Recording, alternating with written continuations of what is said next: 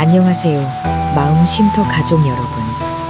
오늘 여러분과 함께 나눌 이야기는 한 여인의 가슴 아픈 사연입니다. 시어머니는 저를 촌뜨기라며 뱃속의 쌍둥이를 지우라 강요했고, 이에 반항하는 저를 남편은 한밤중 차가운 다리 밑에 버리고 떠났습니다. 하지만 3시간 뒤 분노를 사기고 돌아온 그들 모자가 마주한 광경은 상상조차 할 수 없는 것이었습니다. 오늘이 제 인생 가장 행복한 날이 될 거라고 저는 그렇게 믿었습니다. 제 손은 추워서가 아니라 온몸의 세포 하나하나로 퍼져나가는 벅찬 희열 때문에 떨리고 있었습니다. 임신 테스트기에 선명한 두 줄을 뚫어져라 쳐다보았죠. 온 세상이 제게 축복의 꽃을 피워주는 것만 같았습니다. 하지만 신의 선물은 그보다 더 경이로웠습니다.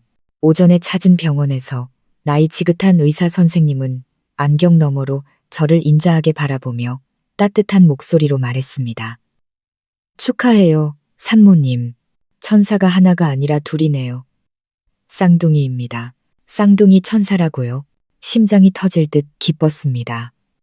7년 전 세상 모든 것을 등지고 사랑 하나만 보고 강준 씨의 아내가 되기로 한 후 단 하루도 후회한 적이 없었습니다. 비좁은 월세방에서 시작해 지금의 보금자리를 이룰 때까지 저는 가장 힘든 시절을 그와 함께 견뎌냈습니다. 그리고 마침내 제 안에서 두 생명이 자라나고 있다는 사실을 알게 된 지금, 저는 비로소 완벽한 충만감을 느꼈습니다. 우리 가족이 드디어 완전해지는구나. 오늘 저녁 저는 남편과 시어머니가 가장 좋아하는 갈비찜과 잡채를 정성껏 만들었습니다. 멋진 서프라이즈를 해주고 싶었죠.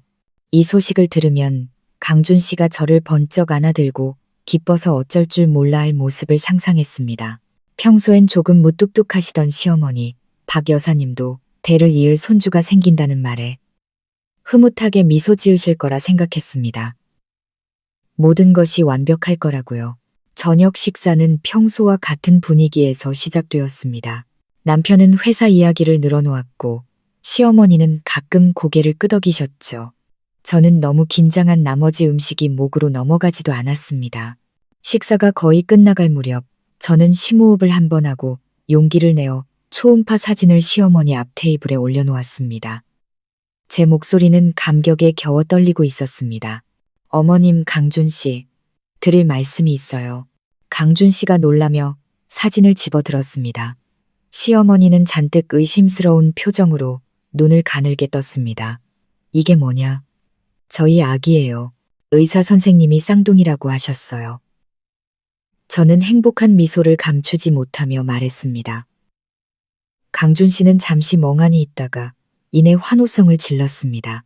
하지만 그의 기쁨이 채가시기도 전에 짝 하는 날카로운 소리가 울려 퍼졌습니다. 시어머니가 초음파 사진을 테이블에 내리친 것이었습니다. 그녀의 얼굴에서 미소가 싹 가시고 그 자리엔 소름 끼치도록 차가운 표정이 들어섰습니다. 쌍둥이라고? 그녀의 목소리는 칼날처럼 날카로웠습니다. 네가 한 번에 둘씩이나 낳아주면 이 집안이 고마워할 줄 알았니? 식당 안 공기가 순식간에 얼어붙었고 제 얼굴의 미소도 사라졌습니다. 저는 무슨 일이 일어나고 있는지 이해할 수 없어 그 자리에 얼어붙었습니다. 어머니, 그게 무슨 말씀이세요? 그녀는 제 말에 대답하는 대신 불꽃이 튀는 듯한 눈으로 강준 씨를 쏘아보았습니다. 내가 몇 번이나 말했니? 저 촌뜨기 팔자가 내 앞길 막을 거라고. 이제는 어디서 굴러먹던 근본도 없는 것들을 둘씩이나 뱃속에 품고 와. 언제까지 이 집에 빌부터 살 셈이야. 엄마, 강준 씨가 나지막이 불렀지만 그의 목소리는 너무나 힘이 없었습니다. 박 여사는 제 얼굴에 대고 손가락질하며 한마디 한마디 망치처럼 내리꽂았습니다. 이 빌어먹을 것들을 우리 집안에 드릴 순 없다. 당장 가서 지우든가 아니면 내 짐 싸서 이 집에서 나가든가. 선택해. 머릿속이 하얘지고 귀가 멍멍했습니다. 애를 지워라. 집에서 꺼져라. 제가 어머니라고 부르던 사람, 아직 태어나지도 않은 제 아이들의 할머니가 될 사람의 입에서 나온 저주였습니다. 행복은 산산조각 났습니다. 누군가 제 가슴을 꽉 움켜쥐고 숨을 못 쉬게 하는 것 같았습니다. 저는 절박한 눈으로 강준 씨를 바라보았습니다. 그는 제 남편이었고 지난 7년간 제가 의지해온 유일한 버팀목이었습니다.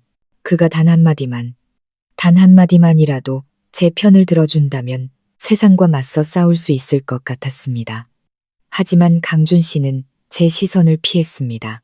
그는 먹다 남은 밥그릇을 내려다볼 뿐이었고 얼굴은 하얗게 질려 있었습니다. 그의 침묵은 천마디의 질책보다 더 무서웠습니다.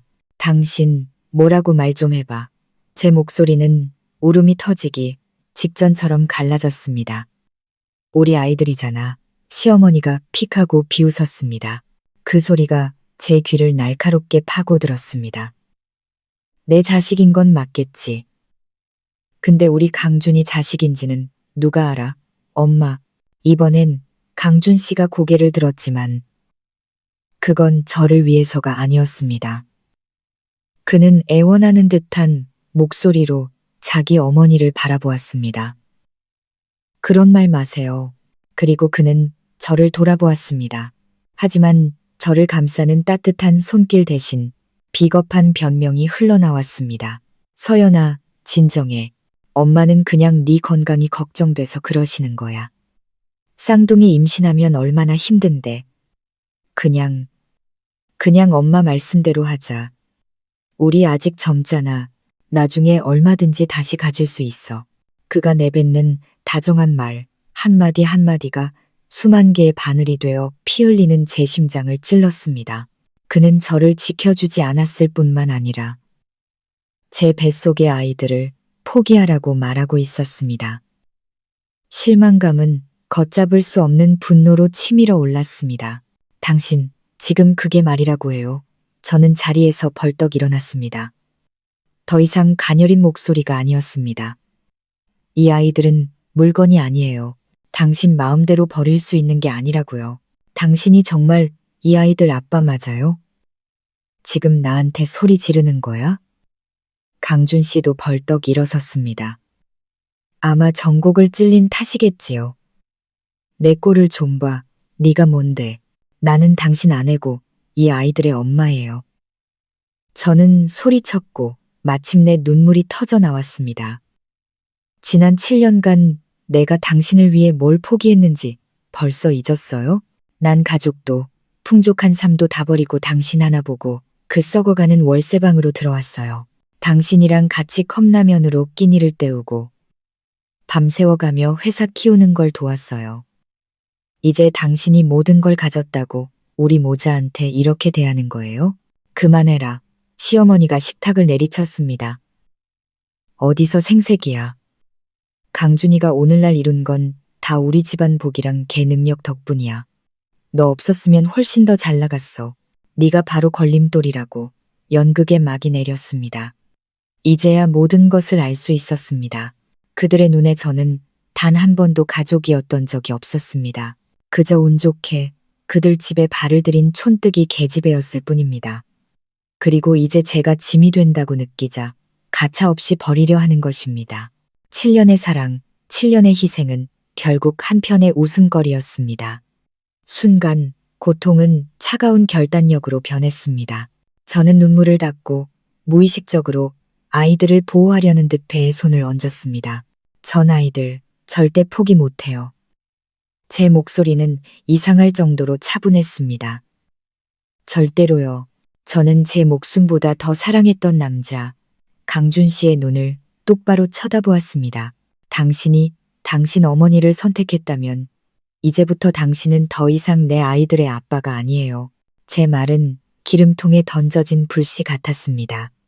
시어머니는 더 이상 말없이 제게 달려들었습니다.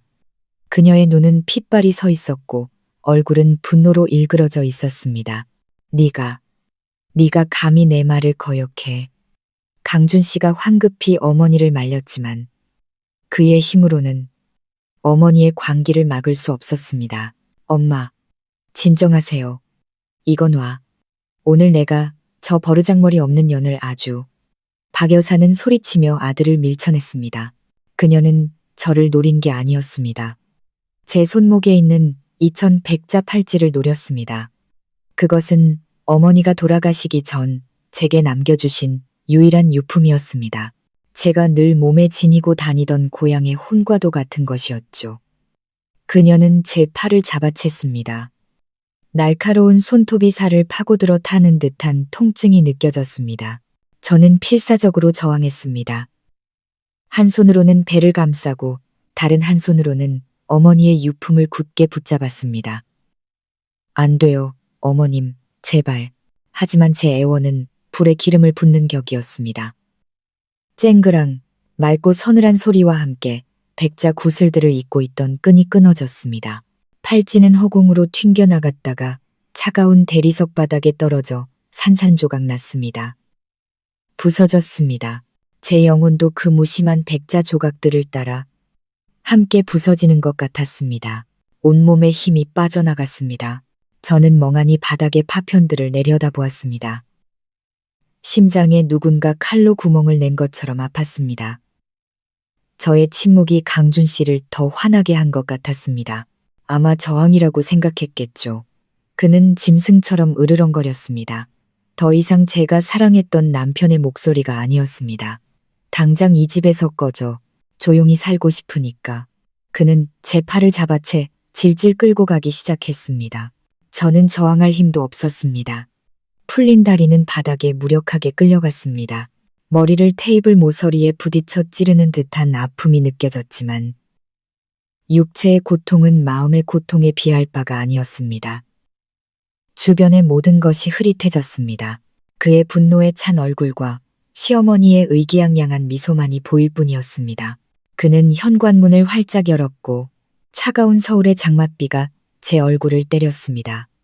그는 망설임 없이 저를 밖으로 밀쳐내고 차 쪽으로 끌고 갔습니다.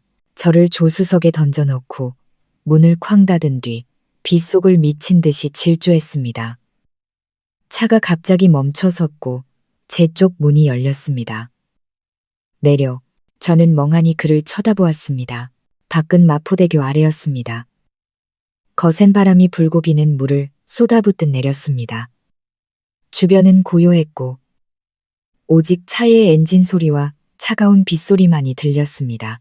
당신 지금 뭐 하는 거예요? 제가 물었습니다. 내리라고. 그는 소리치며 저를 차 밖으로 거칠게 끌어냈습니다. 저는 흠뻑 젖은 차가운 아스팔트 바닥에 그대로 쓰러졌습니다. 얇은 원피스가 몸에 착 달라붙어 제 비참한 모습을 그대로 드러냈습니다. 저는 눈물과 빗물 너머로 흐릿해진 그의 모습을 올려다보았습니다. 하지만 그의 눈에 서린 잔인함만은 선명하게 보였습니다. 그는 단 한 번도 뒤돌아보지 않고 차에 올라타 그대로 사라져버렸습니다. 하늘과 사람의 마음이 만들어낸 폭풍우 속에 저 혼자만 남겨둔 채 저는 차가운 길바닥에 누워 있었습니다. 비는 억수같이 쏟아졌고 몸은 추위와 고통 그리고 뱃속의 두 생명 때문에 사시나무 떨듯 떨렸습니다. 남편, 가족, 그리고 어머니의 마지막 유품까지 모든 것을 잃었습니다. 밤비는 점점 더 거세졌습니다. 저는 다리 밑 작은 처마가 있는 구석으로 기어갔습니다. 그곳은 차가운 빗줄기를 조금이나마 막아주었지만 영혼 깊숙이 스며드는 한기는 막아주지 못했습니다. 저는 덜덜 떨리는 몸을 끌어안고 한 손은 여전히 배 위에 얹었습니다. 아가들아, 미안해. 엄마가 너무 무능력해서 눈물이 다시 터져나와 빗물과 함께 뺨을 타고 흘렀습니다. 제가 어디서부터 잘못한 걸까요? 한 사람을 사랑한 게 죄였을까요? 가족을 위해 희생한 게 죄였을까요? 아니면 그들과 어울리지 않는 출신을 가진 것이 가장 큰 죄였을까요? 저 아래 세차게 흐르는 한강 물소리가 저를 유혹하는 것 같았습니다. 저는 검고 소용돌이치는 강물을 내려다보았습니다. 어쩌면 한 걸음만 더 내디디면 모든 고통이 끝날지도 모릅니다. 더 이상 경멸과 배신을 마주하지 않아도 될 겁니다. 제 아이들도 이런 비참한 상황에서 태어나지 않아도 될 거고요. 어리석은 생각이 독사처럼 제 마음속으로 파고들었습니다. 너무 지쳤어. 그냥 다 놓아버리자. 저는 비틀거리며 일어나 차가운 철제 난간 하나를 사이에 두고 강과 마주한 도로 끝으로 걸어갔습니다. 바람이 제 얼굴을 매섭게 핥히었습니다. 저는 눈을 감고 마지막 발걸음을 준비했습니다. 서연아, 나중에 시집가면 정말 행복하게 살아야 한다. 갑자기 머릿속에서 따뜻하고 다정한 목소리가 울렸습니다. 아버지의 목소리였습니다. 7년 전의 기억이 슬로우 모션 필름처럼 떠올랐습니다. 제가 모든 것을 버리고 강준 씨를 따라가기로 결심했던 날, 아버지는 저를 말리지 않으셨습니다. 그저 걱정과 슬픔이 가득한 눈으로 저를 조용히 바라보실 뿐이었습니다. 제가 떠나기 전 아버지는 제 손을 꼭 잡으셨습니다. 목이 맨 목소리로 말씀하셨죠. 네가 행복을 찾아가는 걸 막진 않겠다. 하지만 아빠 말 한마디만 기억하렴. 만약 그놈이 널 울리는 날이 온다면, 만약 세상에 갈 곳이 없다고 느껴지는 날이 온다면 아빠한테 전화하거라. 우리 집 대문은 너에게 절대 잠겨 있지 않을 거다. 그 말씀이 절망의 늪에서 저를 건져 올리는 전류처럼 온몸을 타고 흘렀습니다. 정신이 번쩍 들었습니다. 그래요, 저는 혼자가 아니었습니다. 저에게는 아버지가 있었습니다. 이 세상에서 유일하게 조건 없이 저를 사랑해 주시는 분. 저는 죽을 수 없었습니다. 이렇게 이기적일 순 없었습니다. 제가 죽으면 제 고통은 끝나겠지만 아버지의 마음에는 영원한 상처로 남을 것입니다. 그리고 제 아이들은 아무 죄가 없습니다. 아이들은 태어나고 살아가고 사랑받을 자격이 있습니다. 저는 뒤로 물러나 주저앉아 목 놓아 울었습니다. 하지만 이번엔 절망의 울음이 아니었습니다. 후회와 서러움의 울음이었습니다. 아버지, 제가 잘못했어요. 너무 어리석었어요. 가치 없는 남자 하나 때문에 아버지께 등을 돌렸어요. 저는 살아야 했습니다. 살아서 돌아가 아버지께 죄송하다고 말씀드려야 했습니다. 제 아이들을 지키기 위해 살아야 했습니다. 그리고 저를 짓밟은 자들에게는 반드시 대가를 치르게 할 것입니다. 마음속에서 분노의 불꽃이 피어올라 얼어붙은 몸을 덮이기 시작했습니다. 주위를 둘러보며 희망의 빛을 찾았지만 휴대폰은 망가졌고 가진 돈은 한 푼도 없었습니다. 이제 어떻게 해야 할까요? 혼란스러운 생각에 잠겨 있을 때 갑자기 키가 큰 남자의 그림자가 제 앞에 나타났습니다. 그는 검은 정장을 입고 큰 우산을 들고 있었습니다. 비바람 치는 한밤중에 나타난 그의 모습에 저는 소스라치게 놀라 반사적으로 몸을 뒤로 뺐습니다. 혹시 윤서연 씨 되십니까? 그의 목소리는 낮고 차분했고 위협적인 기색은 없었습니다. 저는 대답해야 할지 망설였습니다. 제 경계심을 눈치챈 남자가 서둘러 말했습니다. 두려워 마십시오. 회장님 아드님께서 이걸 전해드리라고 하셨습니다. 그는 작고 차가운 물건을 내밀었습니다. 희미한 가로등 불빛 아래 저는 그것이 위성 전화기라는 것을 알아보았습니다. 회장님 아드님이요? 누구시죠? 머리가 복잡했습니다. 도련님께서 아가씨의 전화를 기다리고 계십니다. 남자는 그렇게 말하고는 제 옆에 전화기를 내려놓고 몇 걸음 물러나 빗속에서 기다렸습니다. 저는 떨리는 손으로 전화기를 집었습니다. 아직 온기가 남아 있었습니다. 화면에는 통화대기 중인 번호 하나만 떠 있었습니다. 버튼을 누르자 거의 즉시 신호가 연결되었습니다. 여보세요. 너무나 익숙해서 심장이 멎을 듯한 목소리가 수화기 너머에서 들려왔습니다. 차분하고 힘이 있으면서도 걱정이 가득한 목소리, 김 집사님이었습니다. 제가 어릴 때부터 저희 집안일을 도맡아 오신 분. 김 집사님. 제 목소리는 터져나오는 울음을 참지 못하고 갈라졌습니다. 아가씨, 드디어 연락이 되셨군요. 지금 어디에 계십니까? 괜찮으신 겁니까? 김 집사님의 목소리는 다급했습니다. 회장님께서 지금 온 서울을 뒤집어서 아가씨를 찾고 계십니다. 저 마포대교 밑에 있어요. 저는 흐느꼈습니다. 거기 꼼짝 말고 계십시오. 절대로 움직이시면 안 됩니다. 저희 사람들이 곧 도착할 겁니다. 김 집사님은 그렇게 말하고 전화를 끊었습니다. 저는 전화기를 끌어안고 멍하니 앉아 있었습니다. 모든 것이 너무 빠르고 비현실적으로 일어났습니다. 몇 분 후 멀리서 눈부신 불빛의 행렬이 다가왔습니다. 한 대, 두 대, 세 대, 셀 수 없을 정도였습니다. 그것은 수십 대에 달하는 고급 세단 행렬이었고 선두에는 아버지의 차인 익숙한 롤스로이스가 있었습니다. 차량 행렬은 제 바로 앞에 멈춰섰습니다. 선두 차량의 문이 열리고 말끔한 검은 정장 차림의 김 집사님이 큰 우산을 들고 급히 내렸습니다. 그는 제 쪽으로 빠르게 걸어왔습니다. 늘 침착하던 그의 얼굴에 지금은 안타까움과 고통이 역력했습니다. 아가씨, 그는 몸을 숙였습니다. 그의 목소리가 떨렸습니다. 고생 많으셨습니다. 그는 자신의 자켓을 벗어 추위에 떨고 있는 제 몸에 덮어주고는 조심스럽게 저를 부축해 일으켰습니다. 차에 타시죠. 회장님과 사모님께서 집에서 기다리고 계십니다. 저는 몽유병 환자처럼 걸었습니다.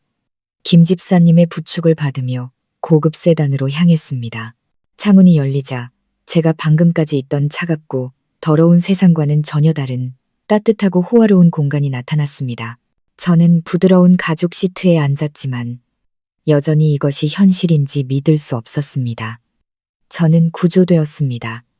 지난 7년간 제가 외면했던 바로 그 가족에게서요. 어느새 잠이 들었는지도 몰랐습니다. 온갖 풍파를 겪은 하룻밤의 피로가 마침내 몰려왔습니다. 얼마나 지났을까? 급정거하는 소리에 저는 깜짝 놀라 잠에서 깼습니다. 차는 멈춰서 있었지만 집에 도착한 것은 아니었습니다. 우리는 여전히 다리로 향하는 길 위에 있었습니다. 무슨 일이죠, 김 집사님? 저는 잠이 덜 깬 목소리로 물었습니다. 김 집사님은 대답 없이 앞만 조용히 바라보았습니다. 저도 그 시선을 따라갔습니다. 수많은 차량의 헤드라이트 불빛 아래 두 사람이 길 한복판에 얼어붙은 듯 서 있었습니다. 남자와 나이 든 여자. 뒷모습만으로도 절대 잊을 수 없는 그들이었습니다. 강준 씨와 그의 어머니였습니다.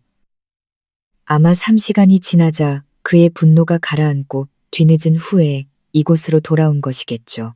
제가 혹시라도 나쁜 생각을 할까봐 두려웠을지도 모릅니다. 하지만 지금 그들 눈앞의 광경은 분명 모든 상상을 초월했을 겁니다. 그들은 이제 조금 잦아든 빗속에서 엄청난 규모의 슈퍼카 행렬을 넋놓고 바라보고 있었습니다. 꽤 먼 거리였지만 그들의 얼굴에 떠오른 극도의 경악을 똑똑히 볼 수 있었습니다. 그들의 차, 평범한 벤츠 한 대는 우리 차량 행렬 앞에서 너무나 작고 초라해 보였습니다. 제가 시어머니라 불렀던 여자는 떨리는 손으로 제가 탄 차를 가리켰습니다. 제가 남편이라 불렀던 남자는 핏기 하나 없는 얼굴로 부동자세로 서 있었습니다. 그는 아마 저 초호화 세단 안에 앉아있는 여자가 누구인지 알아보려 애쓰고 있었을 겁니다. 몇 시간 전 자신이 무참히 버리고 간 그 촌뜨기 아내가 맞는지 선두 차량에서 경호원 한 명이 내려 그들에게 다가갔습니다. 무슨 말을 하는지는 들리지 않았지만 경호원이 그들에게 길을 비키라고 손짓하는 것은 보았습니다. 아가씨, 출발할까요? 김 집사님이 고개를 돌려 정중하게 물었습니다. 저는 대답하지 않았습니다. 제 시선은 차창을 꿰뚫고 그 두 사람에게 향했습니다. 눈물은 이미 멈췄고 심장은 더 이상 아프지 않았습니다. 대신 그 자리엔 소름 끼치는 냉정과 결의가 들어찼습니다. 이제야 알겠습니다. 그들은 단 한 번도 제가 누구인지 제대로 알지 못했습니다. 그들은 그저 자기들 마음대로 짓밟을 수 있는 촌뜨기 계집애 하나만 보았을 뿐입니다. 가요, 집사님, 저는 차분하게 말했습니다. 차량 행렬은 천천히 움직이기 시작했습니다. 제가 탄 차가 그들을 스쳐 지나갈 때 저와 강준 씨의 눈이 마주쳤습니다. 그의 눈에서 저는 경악, 불신, 그리고 한 줄기 공포를 보았습니다. 그리고 제 눈에서 그는 분명 낯섦과 얼음 같은 냉기만을 보았을 겁니다. 판은 바뀌었습니다. 강준 씨, 당신과 당신 어머니가 시작한 게임이지만 끝내는 건 내가 될 거예요. 롤스로이스는 정교하게 조각된 철제 대문을 지나 제가 7년 동안 보지 못했던 넓은 정원으로 들어섰습니다. 저희 가족의 저택, 제가 자란 곳이자 제가 무정하게 등졌던 곳. 심장이 세차게 뛰었습니다. 낯설면서도 익숙한 감정이 마음을 사로잡았습니다. 낯선 이유는 이 호화로움이 제가 강준 씨와 살던 아파트와는 하늘과 땅 차이였기 때문이고, 익숙한 이유는 이곳의 나무 한 그루, 풀 한 포기마다 제 어린 시절의 추억이 깃들어 있었기 때문입니다. 부모님은 현관 계단에서 저를 기다리고 계셨습니다. 제 어머니, 회장님의 사모님이자 늘 고고한 기품을 잃지 않으시던 분의 눈시울이 붉어져 있었습니다. 어머니는 제게 달려와 저를 꼭 껴안으셨습니다. 흐느끼는 소리가 제 어깨 위에서 울렸습니다. 내 딸아, 우리 딸. 돌아왔으면 됐다. 돌아왔으면 됐어. 저는 어머니를 마주 앉고 익숙한 온기를 느꼈습니다. 제 안에 얼음벽이 녹아내리는 것 같았습니다. 저는 울었습니다. 억울했던 세월과 제 자신의 어리석음에 대해 울었습니다. 아버지는 조용히 서 계셨습니다. 아무 말씀 없이 저와 어머니를 바라보실 뿐이었습니다. 제가 진정되기를 기다렸다가 아버지는 다가오셨습니다. 크고 따뜻한 손이 제 어깨에 얹혔습니다. 집에 들어가자, 딸아, 밖은 춥다. 단 한마디의 평범한 말이었지만 그 안에는 모든 사랑과 용서가 담겨 있었습니다. 아버지는 저를 단 한마디도 꾸짖지 않으셨습니다. 그날 밤 씻고 깨끗한 옷으로 갈아입은 후 저는 아버지의 서재에서 그분과 마주 앉았습니다. 방 안에는 짙은 나무 향과 오래된 책 냄새가 가득했습니다. 아버지는 제게 따뜻한 국화차 한 잔을 따라주셨습니다. 온기가 손바닥으로 퍼져나갔습니다. 지난 7년간 잘 지냈니? 아버지가 낮은 목소리로 물으셨습니다. 저는 고개를 숙였습니다. 너무나 부끄러웠습니다. 죄송해요, 아버지. 제가 잘못했어요. 아버지는 가볍게 한숨을 쉬셨습니다. 저를 보지 않고 창밖을 바라보셨습니다. 도시의 불빛이 은하수처럼 반짝이고 있었습니다. 아빠는 단 한 번도 널 원망한 적 없단다, 서연아. 아빠는 그저 사람 보는 법을 제대로 가르치지 못한 아빠 자신을 원망했을 뿐이야. 잠시 말을 멈춘 아버지는 계속하셨습니다. 아빠가 왜 널 그냥 보냈는지 아니? 강준이라는 놈이 좋은 선택이 아니란 걸 알면서도 말이다. 저는 고개를 저었습니다. 어떤 교훈은 다른 사람이 대신 배워줄 수 없기 때문이란다. 넘어진 곳에서 스스로 일어서야 해. 스스로 만든 상처가 가장 오래 기억에 남는 법이거든. 아버지의 말씀은 깊고 의미심장했습니다. 언제나 그러셨듯 아버지의 사랑은 무조건적인 응석이 아니라 지혜로운 이끄심이었습니다. 우리 명인 그룹이 실제로 얼마나 큰 기업인지 알고 있니?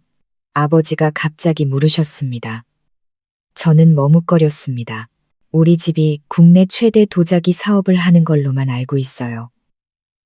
아버지는 고개를 저으시며 옅은 미소를 지으셨습니다. 도자기는 겉모습일 뿐 우리 가문의 뿌리란다. 그 뒤에 명인그룹은 부동산, 기술, 금융까지 아우르는 복합 투자 그룹이야. 우리 총자산은 대략 5조 원으로 추정된단다. 5조 원. 그 숫자는 제 귀에 벼락처럼 내리꽂혔습니다. 평생 상상조차 해본 적 없는 거액이었습니다. 그리고 저 5조 원대 그룹 회장의 딸이 시댁에서 촌뜨기 빌붙는 인생이라며 멸시받는 삶을 견뎌왔던 것입니다. 너무나 우습고 너무나 서글펐습니다. 아빠는 항상 사람을 붙여 널 몰래 지켜보게 했단다. 아버지는 계속 말씀하셨습니다. 강준이네 회사가 최근 몇 년간 따낸 대형 계약들은 모두 아빠가 뒤에서 마련해 준 것이었어. 그놈에게 기회를 주고 싶었다. 그놈을 키워서 내 딸에게 걸맞은 사람으로 만들어주고 싶었지. 하지만 아빠가 틀렸다. 사람의 본성은 돈으로 바꿀 수 있는 게 아니더구나. 이제야 모든 것이 이해되었습니다. 아버지가 왜 7년간 침묵하셨는지, 아버지는 저를 버리신 게 아니었습니다. 그저 제게 교훈을 주고 계셨던 겁니다. 그리고 오늘 저는 그 혹독한 수업을 졸업했습니다. 다음 날 아침, 저는 제 방의 익숙한 침대에서 눈을 떴습니다. 아침 햇살이 창문을 통해 들어와 상쾌하고 평화로웠습니다. 더 이상 아파트의 답답한 공기도 시어머니의 잔소리도 없었습니다. 어젯밤은 몇 년 만에 처음으로 온전한 잠을 잔 밤이었습니다. 절대적인 안전함에 둘러싸여서요. 저는 큰 거울 앞에 섰습니다. 거울 속 여자는 여전히 저였지만 눈빛은 달라져 있었습니다. 7년간의 아내로서의 순진함과 순종은 사라지고 그 자리엔 공허하고 차가운 냉정과 그 깊은 곳에 불타오를 나를 기다리는 분노의 불꽃이 자리 잡고 있었습니다. 저는 더 이상 어제의 윤서연이 아니었습니다. 아침 식사 후 아버지는 저를 명인 그룹 본사로 데려가셨습니다. 도심 가장 좋은 자리에 우뚝 솟은 건물이었습니다. 회장님 곁을 걷는 저를 본 모든 직원이 공손하게 고개를 숙여 인사했습니다. 그들은 저를 부회장님이라고 불렀습니다. 아버지가 지난 7년간 저를 위해 비워두셨던 자리였습니다.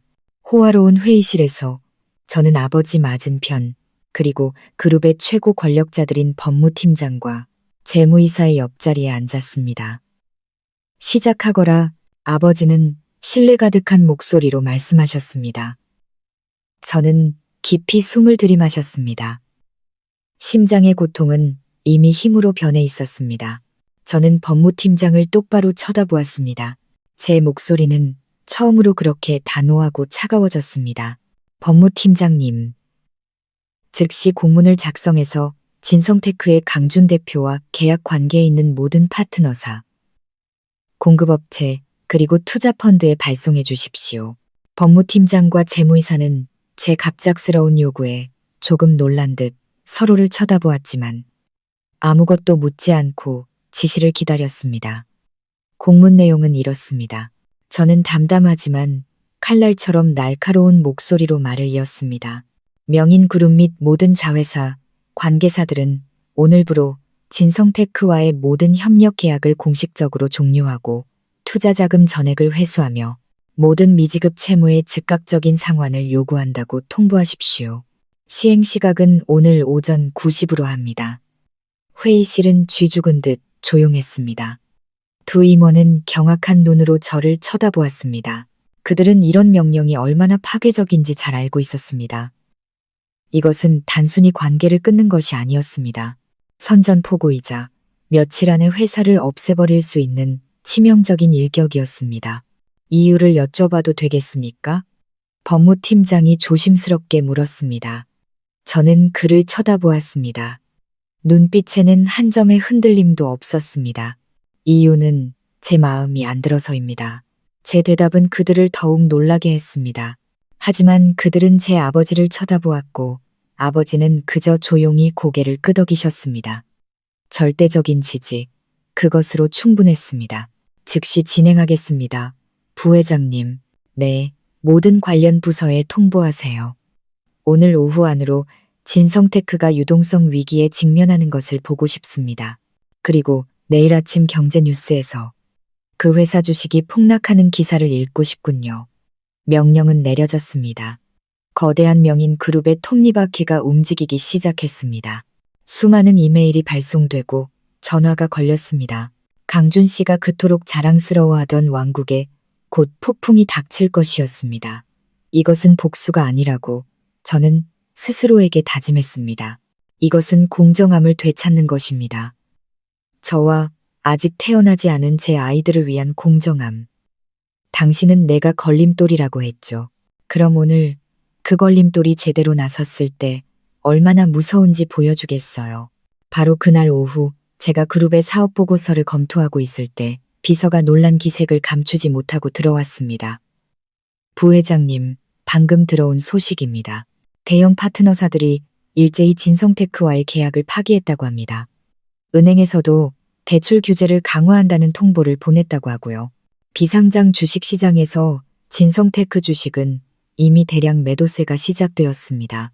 저는 아무 감정 없는 얼굴로 고개를 끄덕였습니다. 좋아요.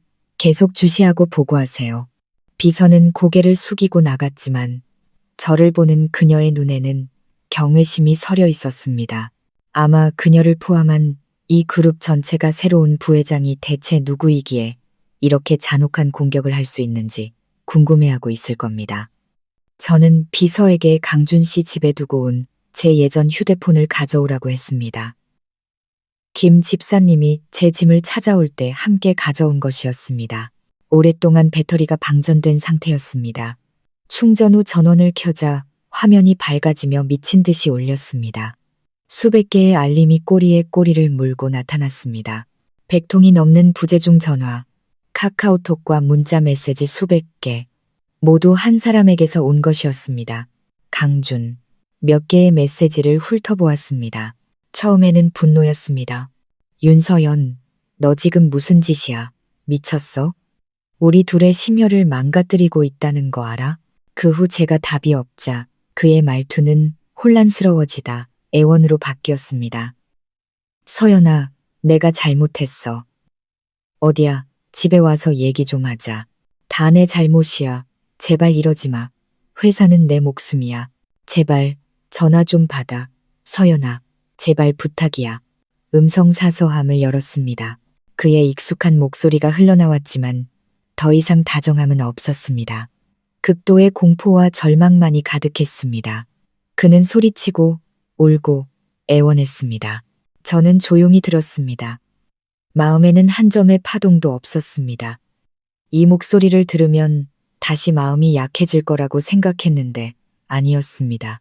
제 심장은 그 비바람 치던 밤에 이미 죽어버렸습니다. 다른 음성 메시지는 그의 어머니에게서 온 것이었습니다. 틀어보니 애원이 아닌 악독한 저주였습니다. 이 촌뜨기 년아, 네가 뭐라도 된 줄 알고 설치는 거야? 내가 저주하마. 너는 절대로 곱게 죽지 못할 거야. 너랑 내 뱃속의 그 잡것들까지 전부다. 저는 차가운 미소를 지었습니다. 그녀는 여전히 문제의 본질을 이해하지 못하고 있었습니다. 여전히 제가 운 좋은 촌뜨기라고 생각하는 것이죠. 좋습니다. 그 무지 속에 계속 잠겨 있도록 내버려 두죠. 저는 모든 메시지와 통화 기록을 차분히 삭제하고 비서에게 휴대폰을 건넸습니다. 이 번호들 전부 차단하세요. 앞으로 이 사람들에게서 어떤 연락도 받고 싶지 않아요. 네, 부회장님. 저는 책상 위의 보고서로 다시 시선을 돌렸습니다. 강준 씨의 회사는 작은 개미에 불과했습니다. 제 목표는 훨씬 더 큽니다. 저는 제 것을 되찾을 뿐만 아니라 아버지가 이룬 것보다 더 강력한 제국을 건설할 것입니다. 그것이야말로 가장 달콤한 복수니까요. 그 후 며칠간 강준 씨의 왕국은 제가 그린 시나리오대로 무너져 내렸습니다.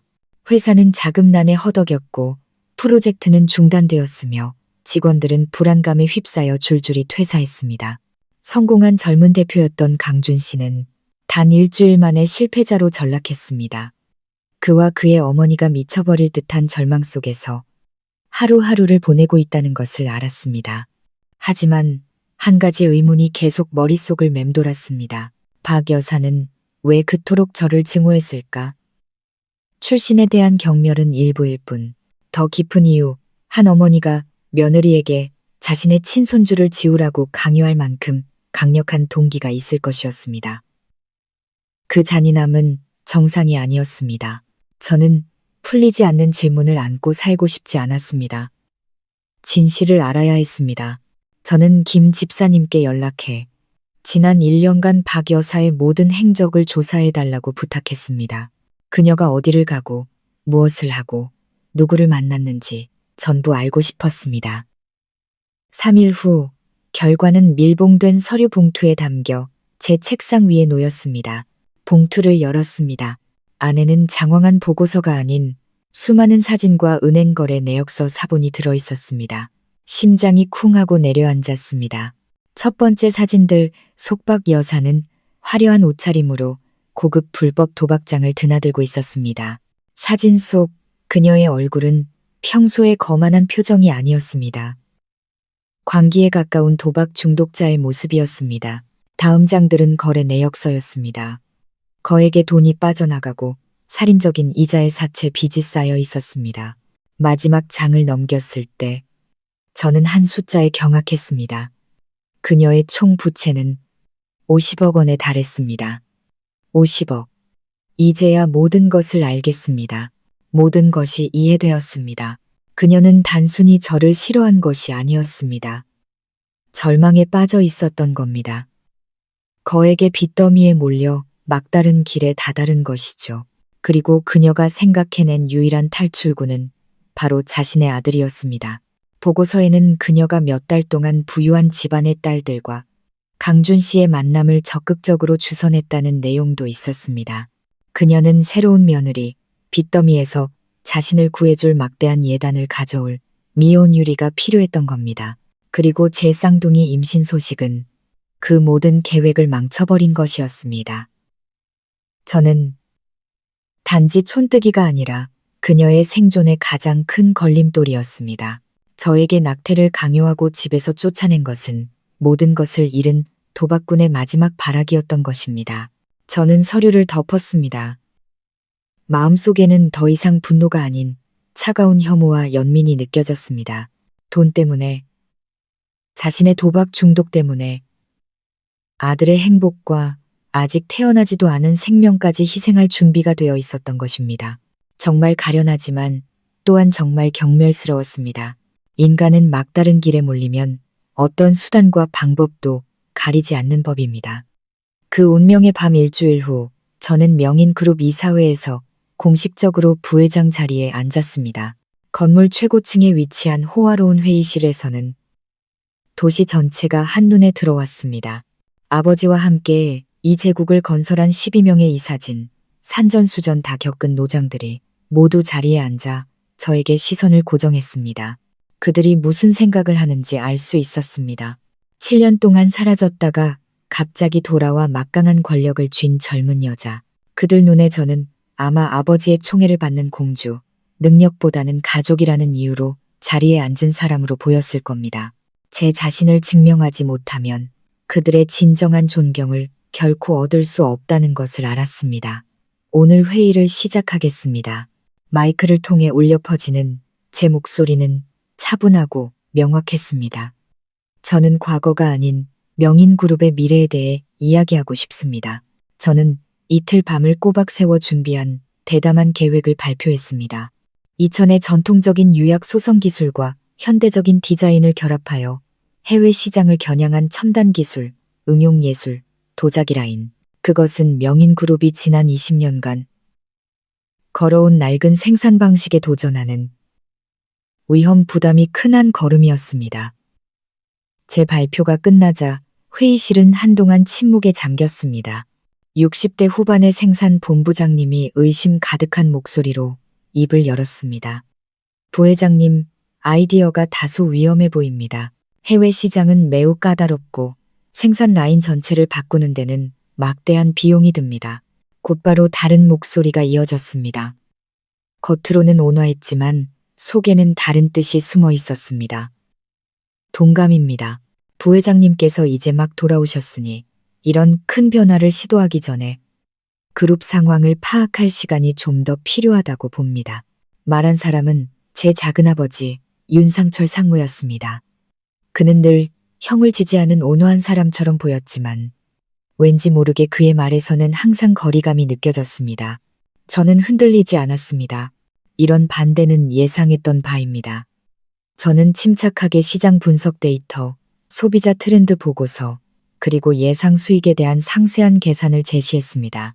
제 주장과 수치들은 감정이 아닌 실제 데이터에 기반한 날카로운 것들이었습니다. 우리는 언제까지나 낡은 길을 걸을 수만은 없습니다. 이사님들. 저는 한 사람 한 사람의 눈을 똑바로 쳐다보며 말했습니다. 세상은 변하고 있습니다. 명인그룹이 변하지 않으면 우리는 뒤처지게 될 겁니다. 저의 자신감과 논리, 정연한 주장은 회의실의 분위기를 바꾸는 듯 했습니다. 처음에 의심스러운 눈초리는 점차 놀라움으로 그리고 감탄으로 바뀌었습니다. 마침내 처음부터 조용히 듣고만 계시던 아버지가 입을 열었습니다. 목소리는 크지 않았지만 모든 잡음을 잠재우는 힘이 있었습니다. 그냥 저 아이에게 맡겨봅시다. 젊은 세대는 젊은 세대의 생각이 있는 법이지.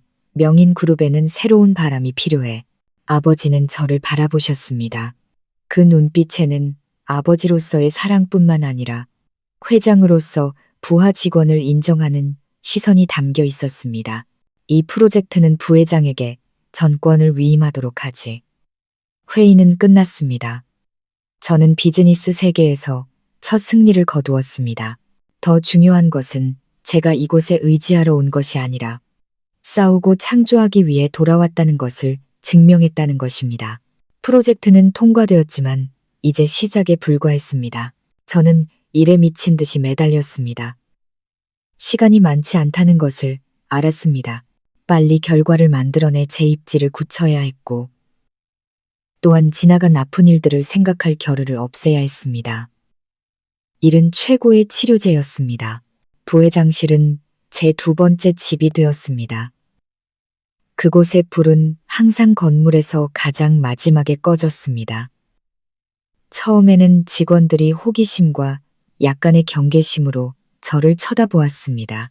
그들은 제 등 뒤에서 공주님, 움직이는 꽃병이라며 수군거렸습니다. 제가 그저 명령이나 하고 놀러 온 줄 알았겠죠. 저는 아무 말도 하지 않고 행동으로 대답했습니다. 저는 생산 공장까지 직접 내려가 도예가 한 분 한 분과 이야기하며 유약 소성 기술과 색배합에 대해 토론했습니다. 디자인실에서는 젊은 팀원들과 함께 밤을 새워가며 새로운 디자인을 스케치했습니다. 도자기에 대한 지식은 어릴 때부터 제 피 속에 흐르고 있었습니다. 이제 그것은 강력한 무기가 되었습니다. 점차 제 등 뒤의 수군거림은 사라지고 그 자리를 놀라움과 존경이 채웠습니다. 부회장님이 기술에 대해 이렇게 잘 아실 줄은 몰랐네. 우리보다 더 열심히 일하시는 것 같아. 이 프로젝트 정말 가능성이 보이는데. 그들의 말이 제 귀에 들려왔지만 신경 쓰지 않았습니다. 그들의 인정보다 중요한 것은 제가 진정으로 가치를 창조하고 있다는 사실이었습니다.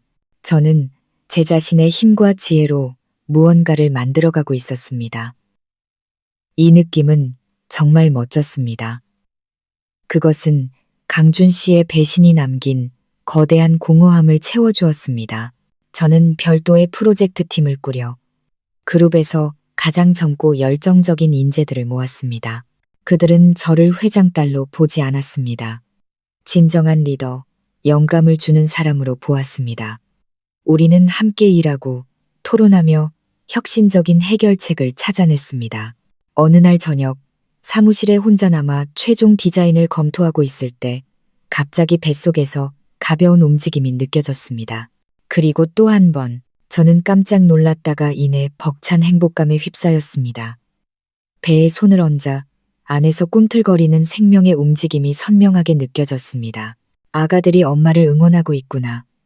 눈물이 흘러내렸지만 이번에는 고통의 눈물이 아니었습니다. 감사의 눈물이었습니다. 저는 깨달았습니다. 제가 싸우는 것은 저 자신만을 위한 것이 아니었습니다. 이 두 작은 생명의 미래를 위해 싸우고 있었습니다. 저는 아이들에게 안전한 세상, 그 누구도 그들을 괴롭히거나 멸시할 수 없는 견고한 제국을 만들어 주어야 했습니다. 그것이 지금 제 삶의 가장 큰 목표였습니다. 프로젝트는 순조롭게 진행되었지만 그것이 불러온 관심은 제가 원치 않는 일들도 함께 가져왔습니다. 작은아버지가 제 사무실에 더 자주 들르기 시작했습니다. 올 때마다 보양식이나 과일 바구니를 들고 와서는 조카 딸과 뱃속의 손주들을 챙긴다는 이유를 댔습니다. 서연아, 일이 너무 힘들지? 작은아버지는 제 책상에 삼계탕을 놓으며 인자하게 웃었습니다. 임신 중인데 너무 무리하지 마라. 어려운 일 있으면 작은아빠한테 말해. 내가 도와줄게. 감사합니다, 작은아버지. 괜찮아요. 저는 미소로 답했지만 마음속에서는 불편한 감정이 싹 텄습니다. 그의 관심은 필요 이상으로 과했습니다. 가족의 걱정이라기보다는 계산된 감시처럼 느껴졌습니다. 그는 무심한 척하면서도 프로젝트의 세부 사항을 깊이 파고드는 질문들을 던졌습니다. 진행은 잘 돼가니? 내 디자인팀이 그렇게 창의적이라던데. 프로젝트 데이터 보안 시스템은 괜찮고? 요즘 경쟁이 워낙 치열해서 조심해야 한단다. 그럴 때마다 저는 애매하게 대답했습니다. 제 직감이 무언가 잘못되었다고 말하고 있었습니다. 그의 미소는 따뜻했지만 결코 눈에는 닿지 않았습니다. 어느 날 작은아버지가 제 사무실에 있을 때 갑자기 제 손목을 보았습니다. 내 어머니가 주신 그 백자 팔찌는 어디 갔니? 네가 그거 엄청 아끼지 않았니? 어딜 가든 차고 다니더니. 그의 질문은 아직 아물지 않은 제 상처를 바늘로 찌르는 것 같았습니다. 심장이 옥신거렸습니다. 저는 목소리를 최대한 평온하게 유지하려 애썼습니다. 그게 깨졌어요. 깨졌다고. 아이고, 아까워라. 작은아버지는 혀를 차며 안타까운 표정을 지었습니다. 그 팔찌는 예쁘기도 하지만 신성한 유품인데 조심해서 간직해야지. 왜인지 모르겠지만 그의 말이 제 등골을 서늘하게 했습니다. 그 안타까움 뒤에 무언가 다른 의도가 숨어 있는 것 같았습니다. 그는 그 팔찌에 이상할 정도로 관심을 보였습니다. 작은아버지가 떠난 후 저는 사무실에 조용히 앉아 있었습니다. 모든 것이 이상하게 느껴지기 시작했습니다. 그의 과도한 관심, 의미심장한 질문들, 그리고 깨진 팔찌에 대한 호기심까지 마치 독사에게 감시당하는 기분이었습니다. 공격하지 않고 조용히 주변을 맴돌며 치명적인 일격을 가할 기회를 엿보는 것처럼 아무 증거도 없었습니다. 모두 제 느낌일 뿐이었습니다. 하지만 이 세상에서는 때로 여자의 직감이 가장 날카로운 무기가 되기도 합니다. 저는 앞으로 제 친 작은아버지에게 더 신중해야겠다고 결심했습니다. 제가 새 프로젝트와 작은아버지에 대한 의심에 온 정신을 쏟고 있을 때 예전 세상의 소식이 갑자기 들이닥쳤습니다. 어느 날 오후 오랫동안 연락이 끊겼던 대학 동기에게서 전화가 왔습니다. 서연아, 너 맞니? 친구의 목소리는 조금 머뭇거렸습니다. 내 남편 강준 씨가 입원했다는 소식 들었어. 상태가 별로 안 좋은 것 같던데 심장이 쿵하고 내려앉았습니다. 입원이라니. 감정은 이미 정리됐지만 한때 제 전부였던 사람이 아프다는 소식에 완전히 무덤덤할 수는 없었습니다. 왜 입원했대? 나도 잘은 몰라. 그냥 병이 심각하다고 얼핏 들었어. 회사도 망하고 충격이 컸나 봐. 전화를 끊자 마음이 복잡했습니다. 바로 그때 휴대폰이 울렸습니다. 모르는 번호였지만 강준 씨의 새 번호라는 것을 바로 알 수 있었습니다. 길고 절절한 후회로 가득 찬 내용의 문자였습니다. 서연아, 너한테 연락할 자격 없다는 거 알아. 하지만 제발 이 글만은 끝까지 읽어줘. 회사도 잃고 난 이제 아무것도 없어. 하지만 그건 중요하지 않아. 나를 가장 고통스럽게 하는 건 널 잃었다는 거야. 이제 하늘도 나를 벌하려나 봐. 의사가 나보고 위암 말기래. 살 날이 얼마 남지 않았대. 위암 말기. 글자 하나하나가 망치처럼 제 머리를 내리쳤습니다. 저는 멍해졌습니다. 어떻게 이럴 수가 있지. 모든 일이 너무 갑작스럽고 믿기 어려울 정도로 공교로웠습니다. 문자는 계속되었습니다. 용서해달라고 하지 않을게. 그냥 눈 감기 전에 마지막 소원이 하나 있어. 널 한 번만 만나서 직접 미안하다고 말하고 싶어. 내가 너희 모자에게 얼마나 못된 짓을 했는지 알아. 그냥 내 얼굴 한 번만, 단 한 번만이라도 보고 싶어. 마지막 작별 인사라고 생각해줘. 부탁이야. 저는 휴대폰을 내려놓았습니다. 온몸이 차갑게 식었습니다. 제 안의 한 부분, 과거에 약했던 윤서연은 약간의 동정심을 느꼈습니다. 아무리 죄 많은 인간이라도 죽음 앞에서는 가련한 법이니까요. 하지만 지금의 윤서연의 이성은 소리치고 있었습니다. 아니, 그럴 리 없어. 박 여사처럼 빚더미에 앉은 사람, 강준 씨처럼 비겁한 사람이 막다른 길에 몰리면 무슨 짓이든 할 수 있습니다. 동정심을 얻어 마지막 기회를 잡으려는 완벽한 연극. 아버지의 가르침이 떠올랐습니다. 너를 배신했던 자의 눈물을 절대 믿지 마라. 저는 이 함정에 빠지지 않을 겁니다. 하지만 그냥 무시할 수도 없었습니다. 만약 그가 정말 아픈 거라면 제 양심이 괴로울 테니까요. 만약 거짓이라면 더욱더 그들의 가면을 벗겨내야 했습니다. 저는 수화기를 들고 비서에게 전화했습니다. 강준이라는 사람의 진료 기록에 대해 모든 것을 알아봐 주세요. 이틀 후 김 집사님의 사람이 얇은 서류철을 가져왔습니다. 그는 아무 말 없이 그것을 책상 위에 놓고 조용히 물러갔습니다. 이것이 제가 찾던 답이라는 것을 알았습니다. 서류철을 여는 손이 조금 떨렸습니다. 안에는 간결하지만 한 줄 한 줄이 망치처럼 진실을 드러내는 보고서가 들어 있었습니다. 그들의 뻔뻔하고 파렴치한 진실을. 강준, 32세.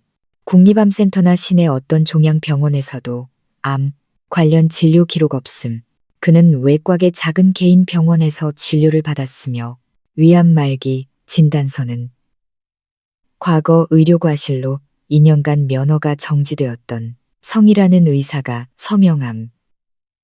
다음 장은 그 의사의 계좌 내역 사본이었습니다. 이틀 전 그의 계좌로 익명의 계좌에서 5억 원이 입금되었습니다. 하지만 아버지의 조사팀은 그 돈의 출처를 밝혀내는데 어려움이 없었습니다.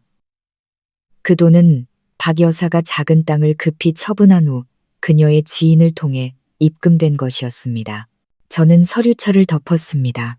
모든 것이 너무나 명백했습니다. 그들은 제 동정심을 얻기 위해 5억 원으로 강준 씨의 시한부 선고를 산 것이었습니다. 이 연극의 감독은 50억 빚에 몰린 박 여사.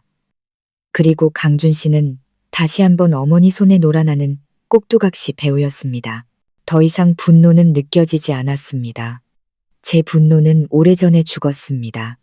이제 제 마음에는 차가운 경멸과 끝없는 혐오만이 남았습니다. 그들은 단지 탐욕스럽고 비겁한 자들이 아니었습니다. 그들은 인간성조차 없는 자들이었습니다. 생명과 질병을 가지고 장난을 치고 사기의 도구로 삼았습니다. 그들의 마지막 도덕적 경계선마저 무너진 것입니다. 그들은 제가 여전히 과거의 순진한 윤서연이라고 생각하는 걸까요? 악어의 눈물 몇 방울이면 제가 마음 약해질 거라고 생각하는 걸까요? 저는 웃었습니다. 텅 빈 방 안에 마른 웃음소리가 울려 퍼졌습니다. 비웃음의 웃음이었습니다. 진실을 알게 된 후 저는 마치 형편없는 영화를 보듯 멀리서 강준 씨의 연극을 지켜보았습니다. 저의 침묵은 그를 더욱 초조하게 만드는 것 같았습니다. 매일 수십 통의 문자가 왔습니다. 문자 하나하나가 연약함과 후회의 연기였습니다. 서연아, 오늘 너무 아파. 의사 선생님이 암세포가 전이됐대. 아마 이번 주를 넘기기 힘들 것 같아. 그냥 네가 보고 싶어. 문자에는 사진이 첨부되어 있었습니다. 병상에 누워있는 그 얼굴은 초췌하게 분장했고 입술은 창백했습니다. 손등에는 링거 바늘이 꽂혀 있어 매우 사실적으로 보였지만 저는 그 속의 거짓을 간파했습니다. 링거를 꽂은 손등에는 여러 번 주사를 맞은 흔한 멍 자국 하나 없었습니다. 피곤해 보이는 얼굴이었지만 눈빛은 너무나 총명했고 여전히 계산적인 빛이 서려 있었습니다. 저는 그 모든 사진과 문자를 조용히 저장했습니다. 나중에 아주 귀중한 증거가 될 것들이었습니다. 어느 날 그는 짧은 음성 녹음을 보냈습니다. 그의 목소리는 가냘프게 떨렸습니다. 엄마가 계속 우셔. 많이 후회하고 계셔. 다 내 잘못인 거 알아. 내가 널 지켜주지 못했어. 만약 다음 생이 있다면 너희 모자에게 속죄하기 위해 소나 말로 태어날게. 듣기만 해도 역겨웠습니다. 이번 생도 제대로 살지 못하는 주제에 감히 다음 생을 논하다니. 남자의 비굴함이란 어려움에 처했을 때 온갖 달콤한 맹세를 무기처럼 꺼내드는 것입니다. 저는 여전히 침묵했습니다. 제 침묵은 가장 잔인한 고문이었습니다. 제가 무슨 생각을 하는지 짐작할 수 없게 만들었으니까요. 그와 그의 어머니는 기다림과 불안 속에서 살아야 했습니다. 저는 매일 출근했습니다. 제 새 프로젝트는 중요한 단계에 접어들고 있었습니다. 이제 제 에너지는 디자인, 숫자, 그리고 열정적인 회의에 쏟아졌습니다. 저는 의미 있고 목적 있는 삶을 다시 살고 있었습니다. 예전처럼 기생하며 순종하는 삶이 아니었습니다. 제 침묵은 결국 그들이 더 대담하게 행동하게 만들었습니다. 어느 날 저녁 아버지의 비서가 강준 씨가 자신에게 연락을 시도했다고 보고했습니다. 아버지께 용서를 구하는 말을 전해달라고 애원했다는 것이었죠. 물론 아버지는 거절하셨습니다. 그날 밤 저는 마지막 문자를 받았습니다. 그들이 던진 마지막 승부수였습니다. 서연아, 내일 내가 오지 않으면 아마 다시는 내 얼굴을 볼 기회가 없을 거야. 난 이미 모든 준비를 마쳤어. 더 이상 널 귀찮게 하지 않을게. 안녕. 절망의 가면을 쓴 노골적인 협박. 그는 제가 모습을 드러내도록 압박하고 있었습니다. 저는 휴대폰을 내려놓았습니다. 연극은 이제 클라이맥스에 다다랐습니다. 제가 등장할 시간이었습니다. 저는 휴대폰을 들고 그의 문자에 답하는 대신 다른 번호를 눌렀습니다. 김 집사님, 차 좀 준비해 주세요. 내일 아침 안생병원에 좀 다녀와야겠어요. 곧 세상을 떠날 병문안을 가야 할 시간이었습니다. 다음 날 아침 저는 안생병원으로 향했습니다. 연극의 극적인 효과를 더하기 위해 혼자 가지 않았습니다. 아버지는 김 집사님과 경호원 2명을 함께 보내주셨습니다. 평범한 개인 병원에 저희가 나타나자 즉시 사람들의 시선이 쏠렸습니다. 강준 씨와 그의 어머니가 제가 온다는 소식을 바로 알게 될 것이라는 걸 알았습니다. 역시나 제가 병동복도에 들어서자마자 박 여사가 뛰쳐나왔습니다. 초췌한 얼굴, 퉁퉁 부은 눈, 그녀의 연기는 훌륭했습니다. 저를 보자마자 그녀는 무릎을 꿇고 제 다리를 붙잡고 울부짖었습니다. 서연아, 아가, 내가 잘못했다. 제발 우리 강준이 좀 살려줘. 다 이 늙은 애미 탓이다. 내가 못나서 그랬어. 제발 우리 아들 용서하고 한 번만 만나줘. 한 달 전에 이런 연극을 봤다면 아마 마음이 약해졌을지도 모릅니다. 하지만 지금은 그저 우스꽝스러울 뿐이었습니다. 저는 제 발밑에서 연기하는 여자를 차갑게 내려다보았습니다. 일어나세요. 어른이 이러시면 제가 몸둘 바를 모르겠습니다. 저는 부드럽게 그녀의 손을 떼어내고 병실로 향했습니다. 그녀는 황급히 일어나 제 뒤를 따르며 계속해서 하소연과 애원을 늘어놓았습니다. VIP 병실은 깨끗하고 모든 편의시설이 갖춰져 있었습니다. 곧 파산할 가족의 병실 같지 않았습니다. 강준 씨는 침대에 누워 벽을 보고 있었습니다. 발소리를 듣고 그가 천천히 돌아섰습니다. 야윈 얼굴, 헝클어진 머리, 마른 입술. 그는 정말 재능 있는 배우였습니다. 서연아, 네가 정말 와줬구나. 그의 목소리는 금방이라도 끊어질 듯 약했습니다. 저는 안전거리를 유지하며 침대 발치에 섰습니다. 아무 말 없이 그를 조용히 쳐다보았습니다. 내가 널 볼 면목이 없다는 거 알아. 그는 마른 기침을 몇 번 하고 힘들게 말을 이었습니다. 하지만 난 이제 곧 죽어. 그냥 네가 내 잘못을 용서해 주길 바랄 뿐이야. 박 여사는 옆에서 아들의 연기에 맞춰 흐느끼기 시작했습니다. 우리 아들이 잘못했다고 저러잖니. 아프다는 소리 듣고부터는 밥도 제대로 못 먹었어. 밤마다 내 이름만 부르더라. 네가 마음 넓게 이번 한 번만 용서해주면 안 되겠니? 저는 여전히 침묵했습니다. 그들이 자신의 역할을 다하도록 내버려 두었습니다. 한바탕 울고불고 후회를 늘어놓은 후에야 마침내 그들은 본론으로 들어갔습니다. 서연아, 강준 씨가 간절한 눈빛으로 저를 보며 말했습니다. 회사는 내 평생의 심혈이야. 내가 이제 가더라도 회사가 사라지는 건 볼 수 없어. 우리 둘이 함께 연구했던 아주 가치 있는 기술 특허권이 하나 남아있어.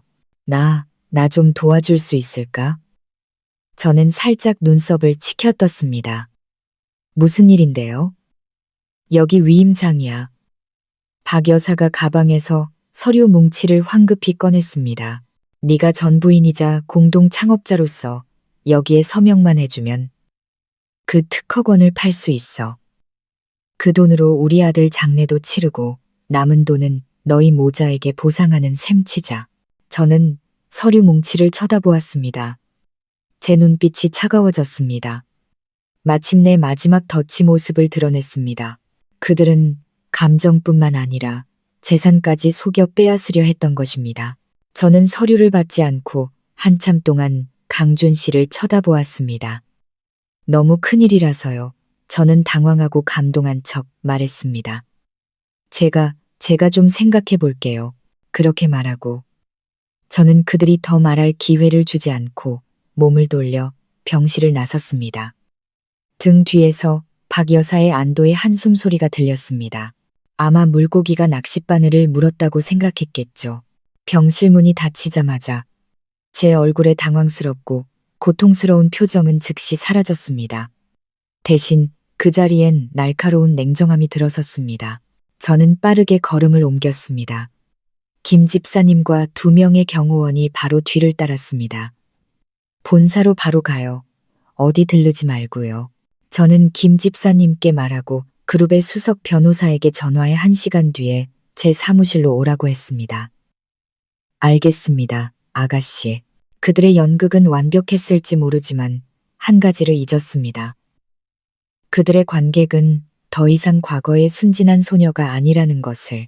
이제 그 관객은 훨씬 더 큰 연극의 감독이 되었습니다. 사무실에 도착하자마자 저는 아버지와 법무팀과 함께 회의실로 들어갔습니다. 저는 가짜 진단서와 특허권 판매 위임장을 이용한 사기 계획을 포함한 모든 사실을 이야기했습니다. 제 말을 다 들은 아버지의 얼굴은 굳어졌지만 저를 보는 눈에는 자랑스러움이 스쳤습니다. 다음 계획은 뭐니? 다시 그곳으로 갈 거예요. 저는 단호하게 말했습니다. 그 서류에 서명하는 척 할 겁니다. 하지만 모든 것이 기록되어야 해요. 그들의 말 한마디, 행동 하나까지 전부요. 그들 스스로 이 모든 음모를 자백하게 만들고 싶어요. 수석 변호사가 고개를 끄덕였습니다. 부회장님 생각이 아주 좋습니다. 그들의 자백이 담긴 녹음이나 영상은 법정에서 반박할 수 없는 증거가 될 겁니다. 그 위임 계약을 무효화할 수 있을 뿐만 아니라 사기 및 재산 편취 혐의로 그들을 고소할 수도 있습니다. 내 안전이 최우선이다. 아버지가 걱정하셨습니다. 음모가 발각되면 놈들이 무슨 짓을 할지 몰라. 걱정 마세요, 아버지. 저는 아버지를 안심시켰습니다. 혼자 가지 않을 거고 그들이 무슨 짓을 할 기회조차 주지 않을 거예요. 계획은 치밀하게 세워졌습니다. 그룹의 보안팀이 미리 병원에 잠입할 것입니다. 가장 정교한 초소형 녹음 및 촬영 장비가 준비될 것입니다. 제가 직접 그들과 마주하여 그들이 스스로 덫에 걸리도록 미끼 역할을 할 것입니다. 오후 저는 사무실에 앉아 직접 장비를 준비했습니다. 카메라가 달린 브로치, 녹음 기능이 있는 펜. 모두 그룹 보안팀이 가진 최첨단 기술이었습니다. 유리창에 비친 제 모습을 보았습니다. 같은 얼굴이었지만 이제 더 이상 연약함은 없었습니다. 오직 결의와 약간의 잔인함만이 존재했습니다. 저는 과거에 제가 알아보지 못할 사람으로 변해가고 있었습니다. 하지만 후회는 없었습니다. 이 길은 그들이 저를 몰아넣은 길이었습니다. 저는 휴대폰을 들고 강준 씨에게 짧은 문자를 보냈습니다. 생각해봤어요. 도와줄게요. 내일 오전 10시에 병원으로 갈 테니 서류 준비해놔요. 문자는 보내졌습니다. 그물은 쳐졌고 미끼는 던져졌습니다. 이제 물고기가 스스로 낚싯바늘을 물기만 기다리면 됩니다. 오늘 밤 아마 기쁨에 잠 못 이룰 2사람이 있겠죠. 하지만 그들은 몰랐을 겁니다. 그 밤이 그들의 진짜 악몽이 시작되기 전 마지막 밤이라는 것을. 약속 전날 밤 서울은 이상할 정도로 고요했습니다. 저는 펜트하우스 발코니에 서서 잠든 도시를 내려다보았지만 마음은 조금도 평화롭지 않았습니다. 내일이면 한 전쟁이 끝날 것입니다. 하지만 기쁘기보다는 지독한 피로감만 느껴졌습니다. 복잡한 생각을 잊기 위해 김 집사님이 아파트에서 가져온 낡은 물건들이 담긴 나무 상자를 정리하기로 했습니다. 그것은 지난 7년의 세계, 제가 한때 전부라고 생각했던 세계였습니다. 낡은 책 몇 권, 쓰다만 일기장. 그리고 지금 보니 너무나 가식적으로 웃고 있는 제 모습이 담긴 결혼사진 몇 장. 그리고 마침내 그것을 발견했습니다. 상자 바닥 작은 비단 손수건에 소중히 쌓여 있는 것. 어머니의 유품인 2100자 팔찌의 조각들이었습니다. 심장이 익숙한 통증으로 옥신거렸습니다. 손바닥에 조각들을 쏟아냈습니다. 옥색 유약이 발린 백자 조각들이 차갑게 잠들어 있었습니다. 박 여사가 제 손에서 그것을 빼앗아 벽에 던지던 순간이 떠올랐습니다. 그것이 깨지는 소리는 7년의 정이 깨지는 소리이기도 했습니다. 저는 가장 큰 조각을 만지작거렸습니다. 유약의 무늬는 여전히 정교했습니다. 문득 저는 멈칫했습니다. 무언가 이상했습니다. 깨진 단면에서 불빛 아래 작은 점 하나가 반짝이는 것을 보았습니다. 흙과는 다른 이상한 금속 빛이었습니다. 심장이 빠르게 뛰기 시작했습니다. 호기심의 작은 바늘로 그 금속점을 살살 긁어보았습니다. 도자기 가루가 부서져 내리고 쌀알보다도 작은 검은 물체가 손바닥 위로 떨어졌습니다. 그것은 칩, 초소형 마이크로칩이었습니다. 온몸이 차갑게 식었습니다. 왜 수공의 백자 팔찌 안에 전자칩이 정교하게 숨겨져 있는 걸까? 순수한 도예가였던 어머니가 어떻게 이런 기술을 알 수 있었을까? 머리가 복잡하게 얽히며 흩어져 있던 조각들이 저절로 맞춰지기 시작했습니다. 몇 주 전 작은아버지의 의미심장한 질문이 떠올랐습니다. 내 어머니가 주신 그 백자 팔찌는 어디 갔니? 네가 그거 엄청 아끼지 않았니? 녹음 파일 속 박 여사의 자백이 생각났습니다. 그 양반이 이게 니들 집안 재산을 여는 열쇠라고 했어. 그 멍청한 백자 팔찌를 못 얻었으니 이걸로라도 해야지. 백자 팔찌, 열쇠. 터무니없지만 소름 끼치도록 합리적인 생각이 머리를 스쳤습니다. 작은아버지는 단순히 특허권을 노린 게 아니었습니다. 그가 처음부터 진짜로 노렸던 것은 바로 이 백자 팔찌였습니다. 박 여사가 그것을 깨뜨린 것은 그의 계획에 없던 사고였고 그래서 계획을 바꿔야 했던 것입니다. 그리고 그 팔찌를 몇 년 동안 차고 다녔던 저는 제 몸에 거대한 비밀을 지니고 있다는 사실을 전혀 모르고 있었습니다. 제 결혼, 강준 씨의 배신, 모든 것이 단순한 고부 갈등이나 변심이 아닐지도 모릅니다. 어쩌면 저는 훨씬 더 큰 체스판 위에 졸에 불과했을지도 모릅니다. 제가 존재조차 몰랐던 체스판. 저는 손바닥 안에 칩을 꽉 쥐었습니다. 그것의 차가운 감촉이 심장으로 곧장 전해졌습니다. 아버지를 만나야 했습니다. 즉시 저는 바람처럼 아버지의 서재로 달려갔습니다. 노크하는 것도 잊었습니다. 아버지는 책을 읽고 계셨습니다. 황급히 뛰어들어온 제 넋 나간 얼굴을 보고 놀라 고개를 드셨습니다. 서연아, 무슨 일이냐? 저는 아무 말 없이 작은 마이크로칩을 책상 위에 올려놓았습니다. 그 옆에는 백자 팔찌의 조각들이 있었습니다. 아버지는 미간을 찌푸리셨습니다. 칩을 집어들고 눈을 가늘게 뜨고 보시더니 이내 얼굴색이 변했습니다. 경악, 당혹, 그리고 마침내 차가운 분노가 그의 눈에 선명하게 드러났습니다. 이게 네 엄마 팔찌 안에 있었다고? 아버지의 목소리가 떨렸습니다. 이게 뭔지 아시는 거죠? 아버지. 제가 물었습니다. 심장이 터질 듯 뛰었습니다. 아버지는 의자에 몸을 기댔고 무거운 한숨을 내쉬었습니다. 아버지는 눈을 감고 감정을 추스르려는 듯 보였습니다. 이건 명인 키다. 아버지가 쉰 목소리로 말했습니다. 너와 내가 10년도 더 전에 함께 만든 것이지. 아버지는 제가 전혀 몰랐던 이야기를 시작하셨습니다. 10여 년 전 명인그룹이 큰 위기를 맞아 파산 직전까지 갔을 때 부모님은 모든 계란을 한 바구니에 담는 것이 얼마나 위험한지 깨달으셨습니다. 그래서 스위스의 비밀리에 신탁 투자 펀드를 설립하고 개인 자산의 상당 부분을 그곳으로 옮기셨습니다. 그것은 구명보트이자 가문이 감당할 수 없는 큰 변고를 만났을 때를 대비한 마지막 퇴로였습니다.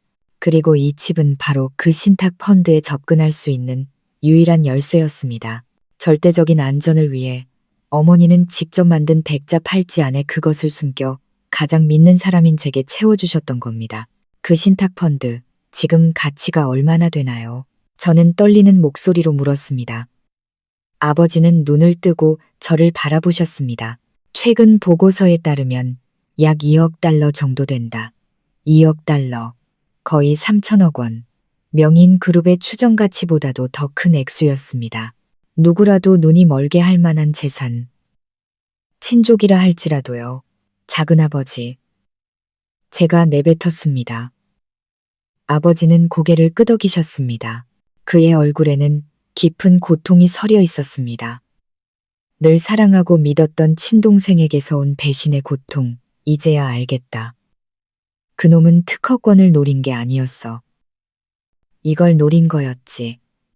이 비밀을 오래전부터 알고 있었던 게야. 가식적인 관심, 의미심장한 질문들 모두 연극이었습니다. 작은아버지는 절망에 빠진 박 여사 모자를 이용해 그들을 자신의 계획을 위한 졸로 삼았던 것입니다. 제가 집에서 쫓겨난 것 역시 저를 약하게 만들어 쉽게 조종하고 팔찌를 빼앗으려는 그의 계획의 일부였을지도 모릅니다. 내일 제 목소리가 단단해졌습니다.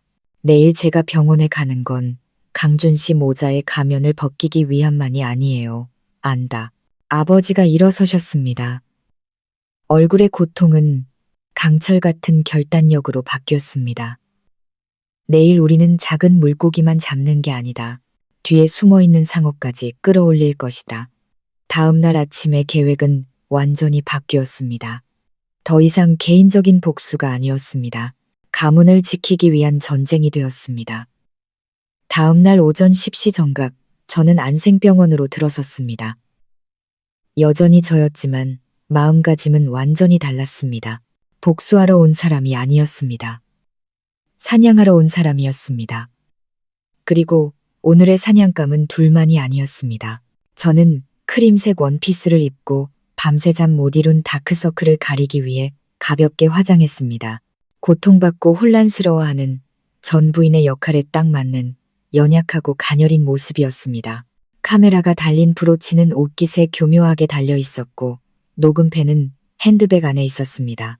아버지의 보안팀은 이미 환자 보호자, 청소부 등으로 위장해 복도 곳곳에 배치되어 있었습니다. 모든 준비는 끝났습니다. 저는 문을 밀고 병실로 들어갔습니다. 방 안의 공기는 기다림으로 무겁게 가라앉아 있었습니다. 강준 씨는 여전히 침대에 누워 병색이 완연한 얼굴을 하고 있었습니다. 박 여사는 옆에 앉아 눈이 붉어져 있었지만 그 속에 감출 수 없는 초조함이 보였습니다. 제가 들어서자 두 사람은 노골적으로 안도의 한숨을 내쉬었습니다. 서연아, 와줬구나. 강준 씨가 힘겹게 몸을 일으키려 하며 기쁜 목소리로 말했습니다. 가만히 누워 있어요. 무리하지 말고요. 저는 걱정스러운 목소리로 다가가 가져온 과일 바구니를 테이블에 놓았습니다. 박 여사가 제 손을 덥석 잡았습니다. 생각 다 해본 거지? 우리 아들 도와주기로 한 거 맞지? 저는 눈물을 글썽이며 조용히 고개를 끄덕였습니다. 저렇게 아픈데 제가 어떻게 안 도와줄 수 있겠어요. 잘 생각했다. 정말 잘 생각했어. 그녀는 환호하며 위임장 서류를 꺼냈습니다. 그럼 여기 서명 좀 해줘. 빨리 서명해야 우리 아들도 마음이 놓이지. 잠깐만요. 어머니, 강준 씨가 막아섰습니다. 그는 저를 흘끗 보며 후회하는 남편 연기를 계속했습니다. 서연이랑 단둘이 얘기 좀 할게요. 박 여사는 내키지 않는 듯 했지만 어쩔 수 없이 밖으로 나갔습니다. 문이 닫히고 방 안에는 저와 그만 남았습니다. 서연아, 그가 제 손을 잡았습니다. 눈에는 눈물이 그렁그렁했습니다. 고마워. 세상에 나한테 진심으로 잘해주는 사람은 너밖에 없다는 거 알아. 저는 그의 손을 뿌리치지 않고 그대로 두었습니다. 그런 말 말아요. 우리 사이에 그래도 7년의 정이 있는데. 정이라. 그는 되뇌더니 갑자기 물었습니다. 어제 작은아버지께서 너 보러 오셨다면서. 심장이 쿵 하고 내려앉았습니다. 물고기가 스스로 그물 안으로 헤엄쳐 들어왔습니다. 네, 오셨어요. 제 건강이 걱정된다고 하시더라고요. 저는 최대한 자연스럽게 대답했습니다. 작은아버지가 뭐라고 안 하시든 너그럽게 모든 걸 용서하라고 하셨어요. 당신이 재능 있는 사람이지만 한순간 실수한 것뿐이라고. 이 특허권을 파는 것도 결국 명인그룹의 미래를 위한 일이라고도 하셨고요. 저는 그의 반응을 주의 깊게 살폈습니다. 여기까지 듣자 강준 씨는 안도의 한숨을 내쉬었습니다. 그의 마지막 의심이 사라진 것입니다. 그는 작은아버지가 저를 완전히 설득했다고, 제가 아무것도 의심하지 않는다고 믿었습니다. 맞아, 작은아버지, 말씀이 다 맞아. 그는 황급히 맞장구 쳤습니다. 다 가문의 미래를 위한 일이지. 알아요. 저는 부드럽게 말했습니다. 그런데 한 가지 궁금한 게 있어요. 이 특허권 매각 대금이 꽤 크다고 들었어요. 그 돈으로 저랑 아이들 보상해주고 당신 장례 치른다고 했죠. 혹시 그중 일부는 작은아버지 빚 갚는 데 쓰는 거 아니에요? 요즘 작은아버지도 사업이 힘드시다고 들었는데. 제 질문, 마지막 탐색전은 그의 약점을 정확히 찔렀습니다. 강준 씨는 멈칫했습니다. 얼굴의 자신감은 순식간에 당혹감으로 변했습니다. 네. 네가 무슨 소리라는 거야? 왜 작은아버지 빚을 갚아? 그가 더듬거리며 변명하려 했습니다. 바로 그때 병실 문이 벌컥 열렸습니다. 더 이상 기다릴 수 없었던 박 여사가 환한 얼굴로 들어왔습니다. 얘기 다 끝났니? 이제 서류에 서명해야지. 아들의 당황한 얼굴과 제 질문이 끝나지 않은 것을 보고 그녀는 조바심을 냈습니다. 아이고, 이제 와서 쟤한테 숨길 게 뭐 있어? 그녀는 자신이 무덤을 파고 있다는 사실도 모른 채 떠들어댔습니다. 어차피 곧 작은아버지랑 한 식구 될 사이인데 뭐. 엄마, 강준 씨가 어머니를 막으려 소리쳤지만 너무 늦었습니다. 저는 이해가 안 된다는 듯 미간을 찌푸렸습니다. 작은아버지랑 한 식구요? 무슨 말씀이세요? 박 여사는 제가 완전히 자기들 소나귀에 들어왔다고 생각하고 조금의 경계심도 없이 의기양양하게 말했습니다. 네가 서명해서 강준이 특허권 파는 거 도와주면 작은아버지가 내 빚 다 탕감해 주신다고 했어. 우리 강준이한테 너보다 100배는 나은 여자 찾아주겠다고 약속도 하셨고. 그러니 이게 네가 이 집안에서 꺼지기 전에 베푸는 마지막 선행인 셈이지. 그녀의 독하고 어리석은 말 한마디. 한마디는 제 핸드백 속 펜과 브로치를 통해 선명하게 기록되었습니다. 그럼 제가 천천히 말했습니다. 목소리는 눈에 띄게 차가워졌습니다. 위안말기라는 것도 마지막 소원이라는 것도 전부 작은아버지랑 두 분이 꾸민 연극이었군요. 저를 속여서 이 서류에 서명하게 하고 재산을 가로채려고요. 박 여사는 그제야 자신이 실언했다는 것을 깨달았습니다. 그녀의 얼굴이 하얗게 질렸습니다. 너 지금 무슨 헛소리야? 저는 천천히 일어섰습니다. 연약하고 고통스러운 표정은 사라지고 그 자리엔 소름 끼치도록 차갑고 위압적인 모습이 나타났습니다. 감사합니다. 두 분. 저는 또렷하고 단호한 목소리로 말했습니다. 두 분의 연기는 정말 훌륭했습니다. 하지만 안타깝게도 모든 것이 기록되었네요. 저는 태연하게 핸드백에서 만년필을 꺼내고 브로치를 떼어내 테이블 위에 올려놓았습니다. 카메라와 녹음기입니다. 성능이 아주 좋아서 법정 증거로 쓰기에 충분할 겁니다. 강준 씨와 그의 어머니는 그 자리에 얼어붙었습니다. 하얗던 얼굴은 잿빛으로 변했습니다. 그들은 저를 마치 괴물을 보듯 쳐다보았습니다. 자신들이 늘 멸시하던 순진한 촌뜨기가 이렇게 정교한 덫을 놓았다는 것을 믿을 수 없었습니다. 네가 감히. 박 여사가 떨리는 손으로 저를 가리켰습니다. 바로 그때 병실 문이 다시 한번 열렸습니다. 하지만 이번에 들어온 사람은 간호사가 아니었습니다. 김 집사님과 보안팀, 그리고 명인그룹의 변호사 2명이었습니다. 그들은 조용히 들어와 모든 탈출로를 막는 포위망을 형성했습니다. 강준 씨와 박 여사의 얼굴에는 핏기라고는 찾아볼 수 없었습니다. 극도의 공포와 절망이 그들의 눈에 선명했습니다. 그들은 깨달았습니다. 자신들이 졌다는 것을 아주 처참하게. 일주일 후 저는 아버지의 이름으로 할아버지의 제사를 성대하게 치르겠다고 알리고 양가 친척들을 모두 초대했습니다. 이렇게 큰 집안 행사에 거절할 수 있는 사람은 아무도 없었습니다. 저는 직접 작은아버지에게 전화했습니다. 작은아버지, 이번 주말이 할아버지 제사예요. 성대하게 치르고 싶은데 모두 모셔야죠. 작은아버지가 저희 집안의 어른이시니 꼭 오셔서 아버지랑 같이 제사를 주관해 주셔야 해요. 수학이 넘어 그의 목소리는 조금 머뭇거렸습니다. 아, 그래, 잘 됐네. 그런데 작은아빠가 이번 주말에 중요한 출장이 있는데. 출장이야 미룰 수 있잖아요, 작은아버지. 저는 말을 자르며 여전히 상냥하지만 거절을 허용하지 않는 목소리로 말했습니다. 집안일이 가장 중요하죠. 아버지께서도 작은아버지 안 오시면 많이 서운해하실 거라고 하셨어요. 그가 두려워하고 있다는 것을 알았지만 그는 오지 않을 수 없었습니다. 이렇게 중요한 날에 불참하는 것은 스스로 죄가 있다고 인정하는 꼴이었으니까요. 알겠다. 일정 조정해 볼게. 그는 결국 동의할 수밖에 없었습니다. 다음으로 저는 시댁 쪽 친척 한 명에게 은밀히 소식을 흘렸습니다. 제사 때 강준 씨의 미래에 대한 중대 발표가 있을 것이라고. 이 소식이 박 여사, 모자의 귀에 들어갈 것이라는 걸 알았습니다. 그들은 제가 함정에 빠졌고 곧 자신들을 도울 것이라 믿고 있었기에 어떻게든 참석하려 할 것이 분명했습니다. 그리고 제 예상대로 바로 그날 오후 작은아버지가 제게 다시 전화했습니다. 조금 난처한 목소리였습니다.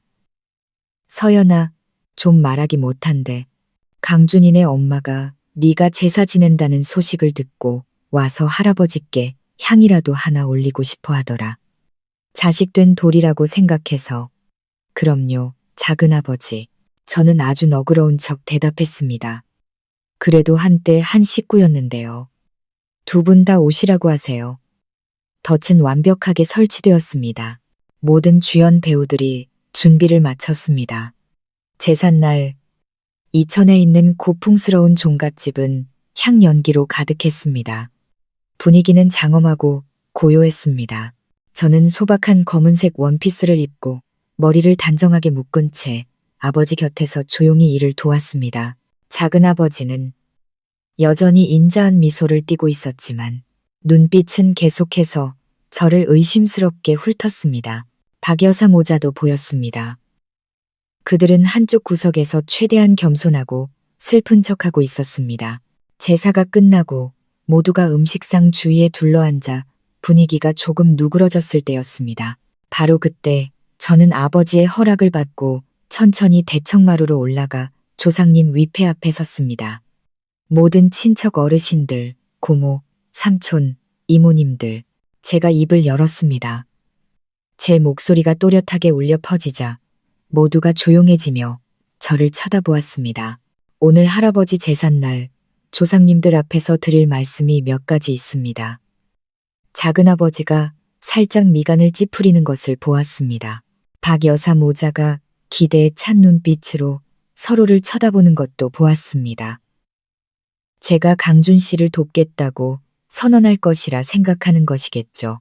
우리 가문은 대대로 신의와 의리를 가장 중요하게 여겨왔습니다. 하지만 슬프게도 오늘 바로 이 자리에 그 가치를 짓밟은 자들이 있습니다. 온 집안이 웅성거렸습니다. 아버지는 여전히 표정 없이 앉아 계셨지만 저를 지지하고 계시다는 것을 알 수 있었습니다. 모두가 짐작만 하게 할 수는 없으니 저는 휴대폰을 든 채 말을 이었습니다. 제가 녹음 파일 하나를 들려드리겠습니다. 제가 재생 버튼을 누르는 순간 종갓집의 고요한 공간에 침묵이 내려앉았습니다.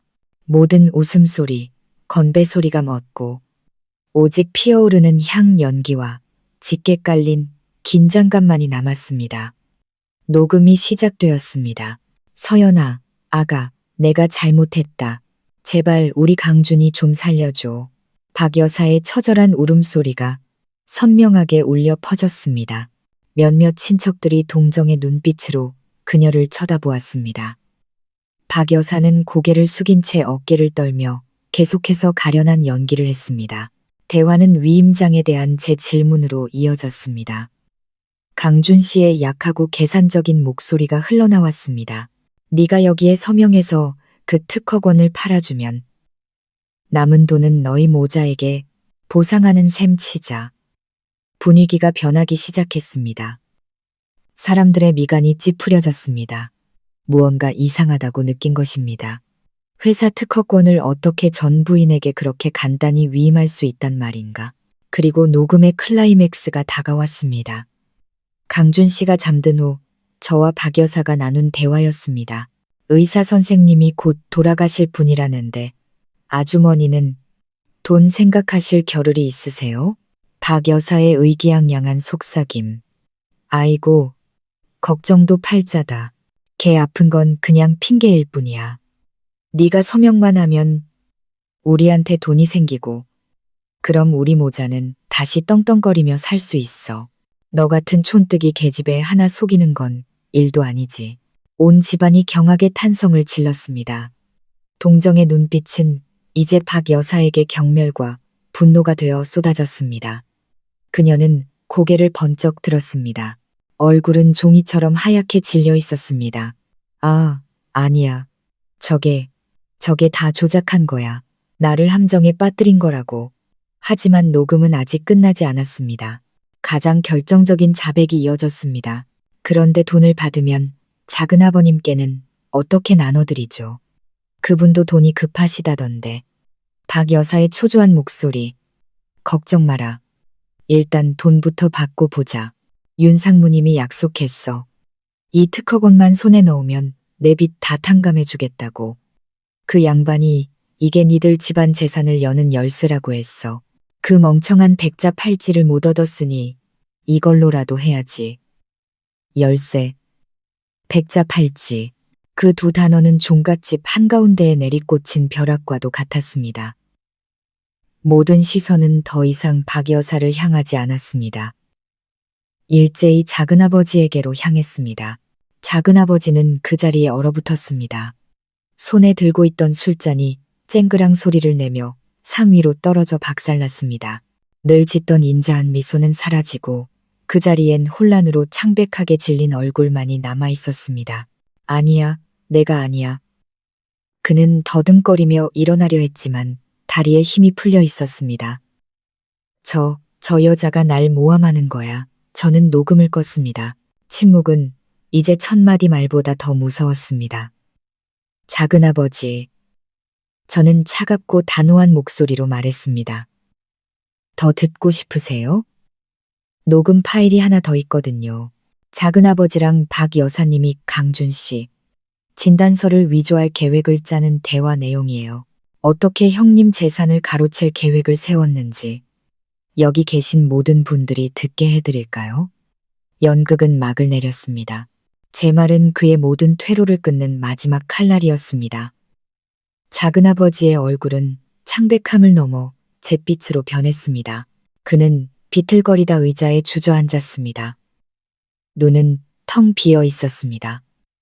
침묵은 웅성거림으로 그리고 분노에 찬 비난으로 바뀌었습니다. 세상에 믿을 수가 없군. 형제간에 어떻게 이럴 수가. 정말 천벌받을 짓이야.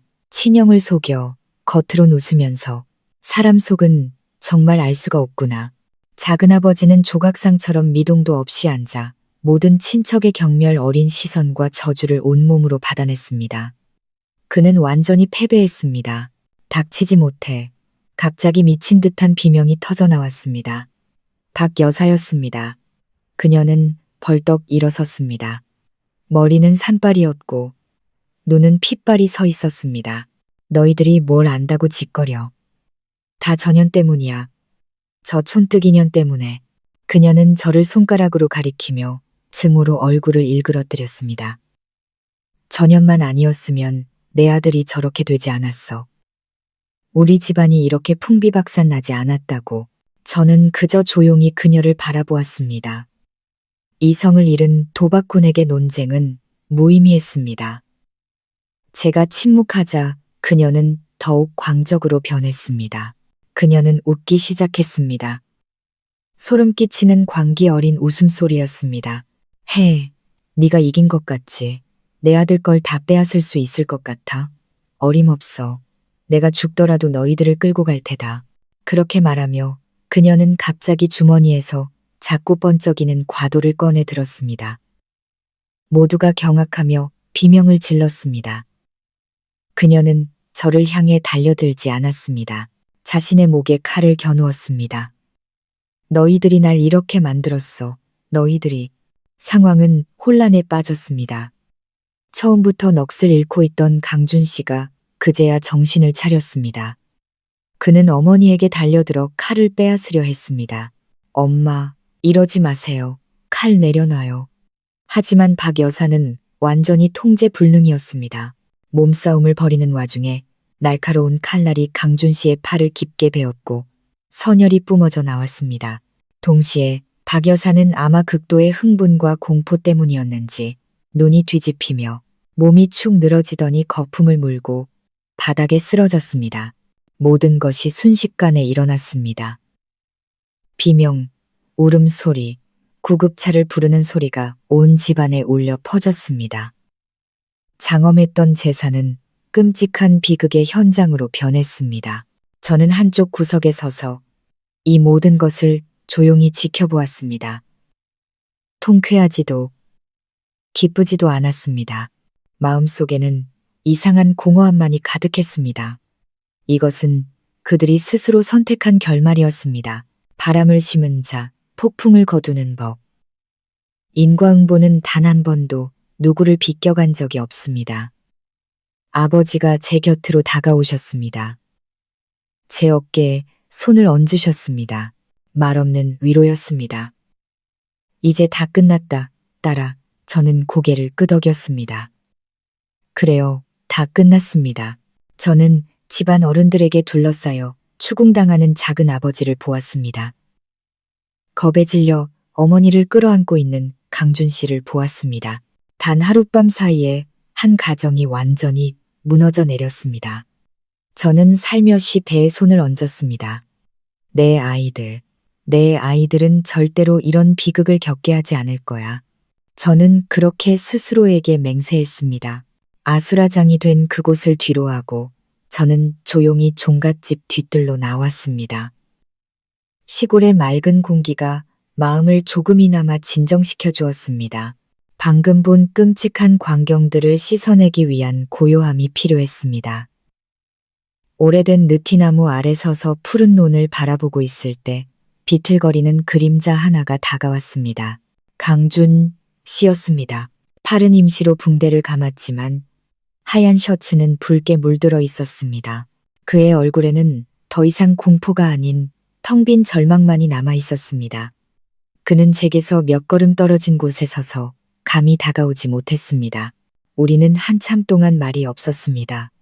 집안에서 들려오는 비명과 다툼 소리가 멀게만 느껴졌습니다. 모든 게 내 잘못이야. 마침내 그가 입을 열었습니다. 목소리는 쉰 소리가 났습니다. 전부 내 탓이야. 저는 돌아보지 않고 여전히 논을 바라보았습니다. 이제 와서 그런 말을 하는 게 의미가 있을까요? 아니, 그는 고개를 저었습니다. 아무 의미 없겠지. 용서해달라고 비는 거 아니야. 그냥 진실을 말하고 싶었어. 그는 말했습니다. 어머니의 빚 문제에 대해 오래전부터 알고 있었지만 도울 수 없어 무력했다는 것을. 작은아버지가 접근해 어머니의 빚을 탕감해주는 대가로 저를 설득해 서류에 서명하게 하라고 했다는 것을. 가짜, 진단서, 계획을 알면서도 눈 감고 따랐다는 것을. 그때 무슨 생각이었어요? 저는 마침내 돌아서서 그의 눈을 똑바로 쳐다보았습니다. 한때 당신 아내였던 사람, 당신 아이들의 엄마에게 그렇게 잔인한 연극을 하기로 했을 때 무슨 생각이었냐고요? 강준 씨는 감히 저를 쳐다보지 못하고 고개를 숙였습니다. 그때는 아무 생각도 할 수 없었어. 그냥 엄마를, 우리 가족을 구할 유일한 길이라고만 생각했어. 돈만 있으면 모든 게 괜찮아질 거라고, 나중에 너한테 돌아가서 사과하고 보상해주면 될 거라고, 그렇게 스스로를 속였어. 돈으로요? 저는 비웃었습니다. 세상의 모든 것을 돈으로 살 수 있다고 생각해요. 강준, 내가 틀렸어. 그의 눈에서 눈물이 떨어지기 시작했습니다. 뒤늦은 후회의 눈물이었습니다. 나는 쓰레기였어. 불효자식이었고, 형편없는 남편이었고, 자격 없는 아빠였어. 이렇게 자신의 잘못을 솔직하게 인정하는 것은 처음 보았습니다. 더 이상 변명도 핑계도 없었습니다. 미안해, 서연아. 그는 목맨 소리로 말했습니다. 이 사과는 네가 날 용서해 주길 바라서가 아니야. 그냥 내 양심이 조금이라도 편해지고 싶어서야. 너랑 아이들은 정말 잘 살아. 나 같은 놈은 신경 쓰지 말고. 그렇게 말하고 그는 몸을 돌려 비틀거리며 걸어갔습니다. 점점 어두워지는 저녁 속으로 사라졌습니다. 저는 그의 외로운 뒷모습을 바라보며 서 있었습니다. 수많은 일이 있은 후 처음으로 약간의 연민을 느꼈습니다. 그는 악마가 아니었습니다. 그저 도박 중독자인 어머니와 음모로 가득 찬 작은아버지 사이에 낀 약한 남자였을 뿐입니다. 하지만 약하다는 것이 저지른 죄를 용서받을 이유는 될 수 없습니다. 당신의 사과는 받아들이죠. 하지만 용서는 아니에요. 당신 말처럼 모든 것은 정말로 끝났습니다. 저는 배에 손을 얹고 자라나는 생명을 느꼈습니다. 제 미래는 바로 여기에 있었습니다. 그 후 며칠간 우리 가문은 무거운 침묵에 잠겼습니다. 종갓집에서의 사건은 씻을 수 없는 큰 상처이자 오점으로 남았습니다. 하지만 평생을 풍파와 맞서온 아버지의 결단력으로 모든 일은 단호하고 공정하게 처리되었습니다. 아버지는 숨기거나 감싸주지 않으셨습니다. 바로 다음 날 아버지는 직접 수사기관에 협조를 요청했습니다. 녹음 파일 전부, 작은아버지와 박 여사 사이의 거래 내역, 그리고 현장에 있던 사람들의 증언이 모두 제출되었습니다. 법은 신속하게 움직였습니다. 작은아버지는 사기 및 재산 편취, 영업 비밀 침해, 미수 혐의로 구속되었습니다. 강준 씨 역시 공범으로서 법의 심판을 피할 수 없었습니다. 가짜암, 연극과 위임장 사기 행각은 그 자신을 겨누는 증거가 되었습니다. 저는 더 이상 그 과정에 관여하지 않았습니다. 모든 것을 정의의 손에 맡겼습니다. 조사에 참석하지도 가족의 스캔들에 대한 기사를 읽지도 않았습니다. 제 역할은 끝났습니다. 복수는 기쁨이 아니었습니다. 그저 모든 것을 제자리로 돌려놓기 위해 해야만 하는 일이었습니다. 저는 휴식을 취하고 뱃속의 두 생명을 돌보는데 시간을 썼습니다. 다시 일로 돌아가 제 모든 열정을 쏟은 프로젝트에 집중했습니다. 그것이 바로 미래이고 삶이었습니다. 어느 날 오후 김 집사님이 조금 난처한 얼굴로 제 사무실로 들어왔습니다. 아가씨, 보고 드려야 할지 망설여지는 일이 있습니다만. 말씀하세요, 집사님. 박 여사님에 관한 일입니다. 종갓집에서 그 일이 있은 후 완전히 정신을 놓으셨다고 합니다. 병원에서는 급성 정신장애 진단을 내렸고요. 지금은 사회복지센터로 옮겨졌다고 합니다. 듣기로는 그곳 환경이 썩 좋지 않고 찾아오는 사람도 아무도 없다고 합니다. 저는 잠시 말을 잃었습니다. 제 발 밑에 무릎 꿇고 미친 듯이 울부짖다 쓰러지던 그 여자의 모습이 떠올랐습니다. 그녀는 악독했고 벌을 받아 마땅했습니다. 하지만 늙고 병든 사람이 부족한 환경의 시설에서 미친 채로 외롭게 마지막 날들을 보낸다는 것. 마음속에서 격렬한 갈등이 일어났습니다. 제 안의 절반은 소리쳤습니다. 내버려둬. 그 여자가 받아야 할 벌이야. 너희 모자에게 무슨 짓을 했는지 기억해. 하지만 다른 절반은 속삭였습니다. 그녀는 이미 대가를 치르고 있어.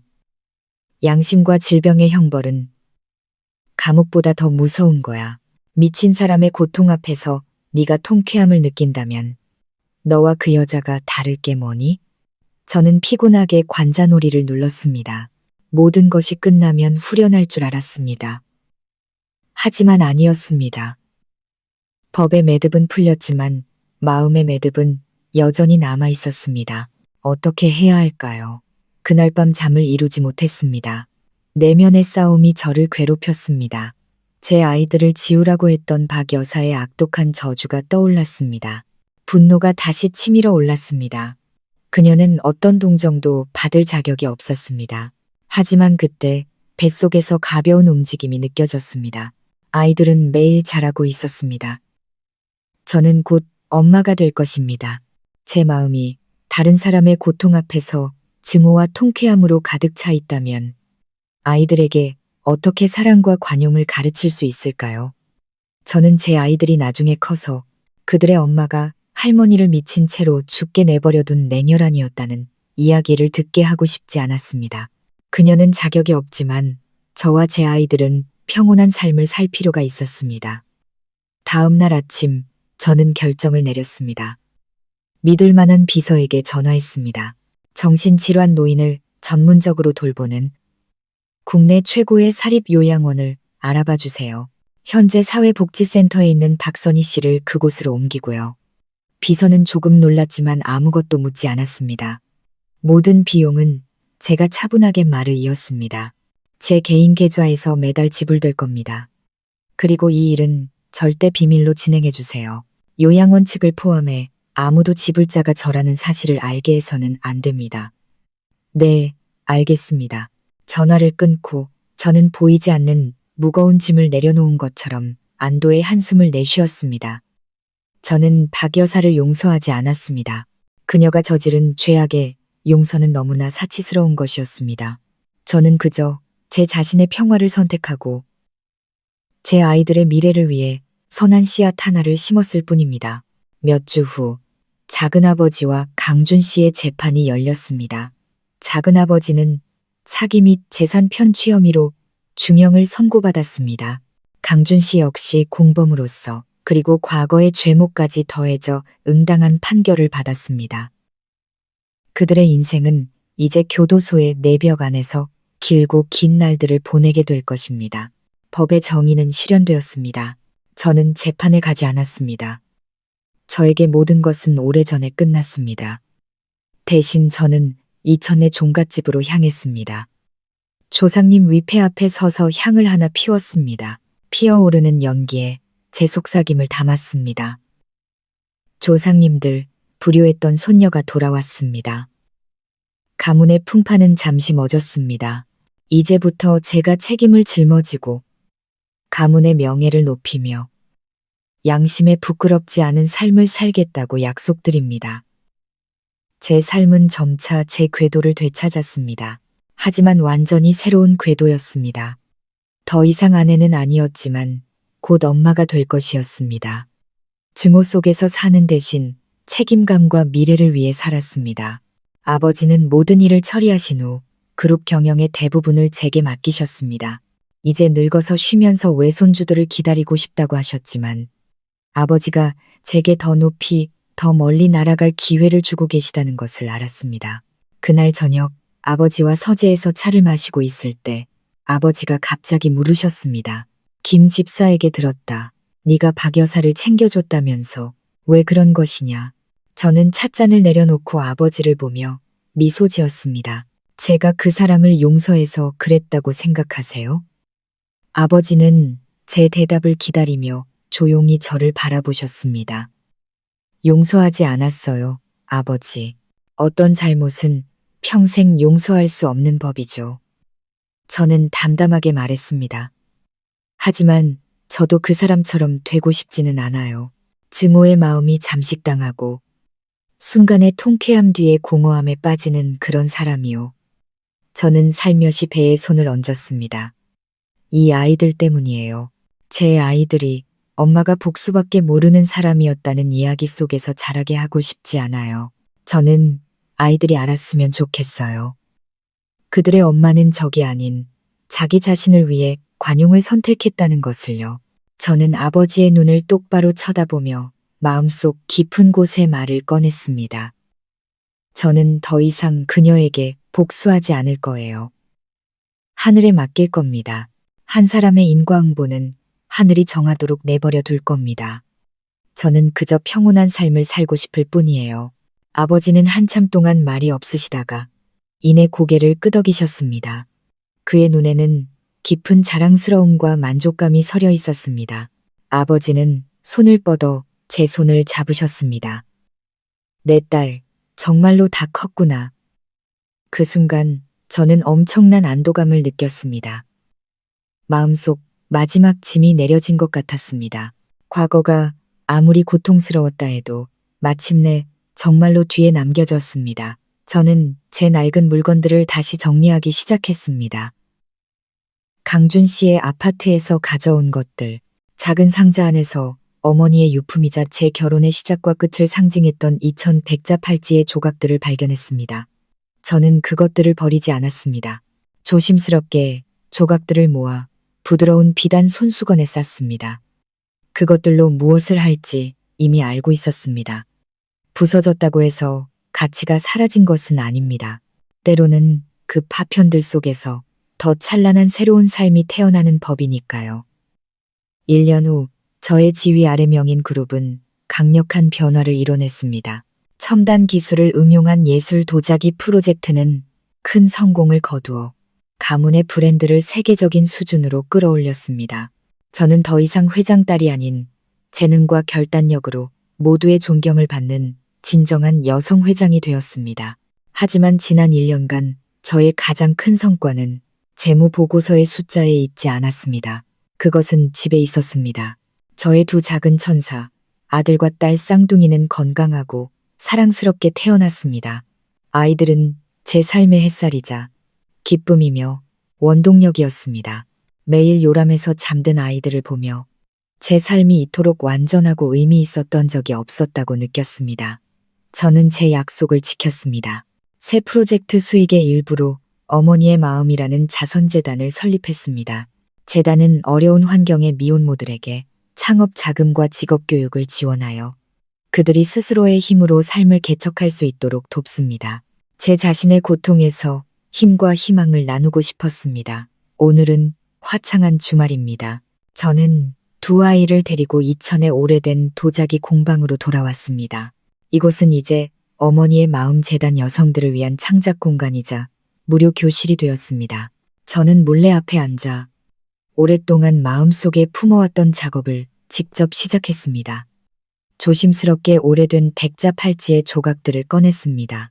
킨츠기라고 불리는 금으로 깨진 그릇을 수리하는 일본의 특별한 기법을 사용했습니다. 저는 조심스럽게 조각 하나하나를 이어 붙였습니다. 저는 깨진 흔적을 감추려 하지 않았습니다. 오히려 금을 사용해 그것을 더욱 돋보이게 했습니다. 왜냐하면 한 사람의 가치는 완벽함에 있는 것이 아니라 자신의 상처를 어떻게 마주하고 치유하는가에 있다는 것을 알기 때문입니다. 작품이 완성되었습니다. 그것은 더 이상 팔찌가 아니었습니다. 세상에 단 하나뿐인 도의 예술 작품이었습니다. 금으로 이어진 균열들이 백자 위로 흘러내리며 햇살 아래 반짝였고 이상할 정도로 당당하고 강인한 아름다움을 만들어냈습니다. 재탄생의 아름다움. 저는 작품을 가마에 넣고 두 아이를 품에 안았습니다. 마당에서는 다른 여성들이 열심히 도예를 배우고 있었습니다. 그들의 웃음소리, 아이들의 옹알이, 푸른 대나무 숲을 스치는 바람소리. 모든 것이 어우러져 평화로운 교향곡을 만들어냈습니다. 과거는 닫혔고 증오는 사라졌습니다. 이제 제 앞에는 새로운 새벽, 인생의 새로운 장이 펼쳐져 있었습니다. 바로 제 손으로 그 파편들 속에서 직접 만들어낸 삶. 오늘 이야기가 여러분의 마음에 와닿으셨다면 구독과 알림 설정을 잊지 말아주세요. 여러분의 소중한 공유와 댓글은 저희 마음 쉼터에 가장 큰 힘이 됩니다. 들어주셔서 진심으로 감사합니다. 다음 이야기에서 다시 뵙겠습니다.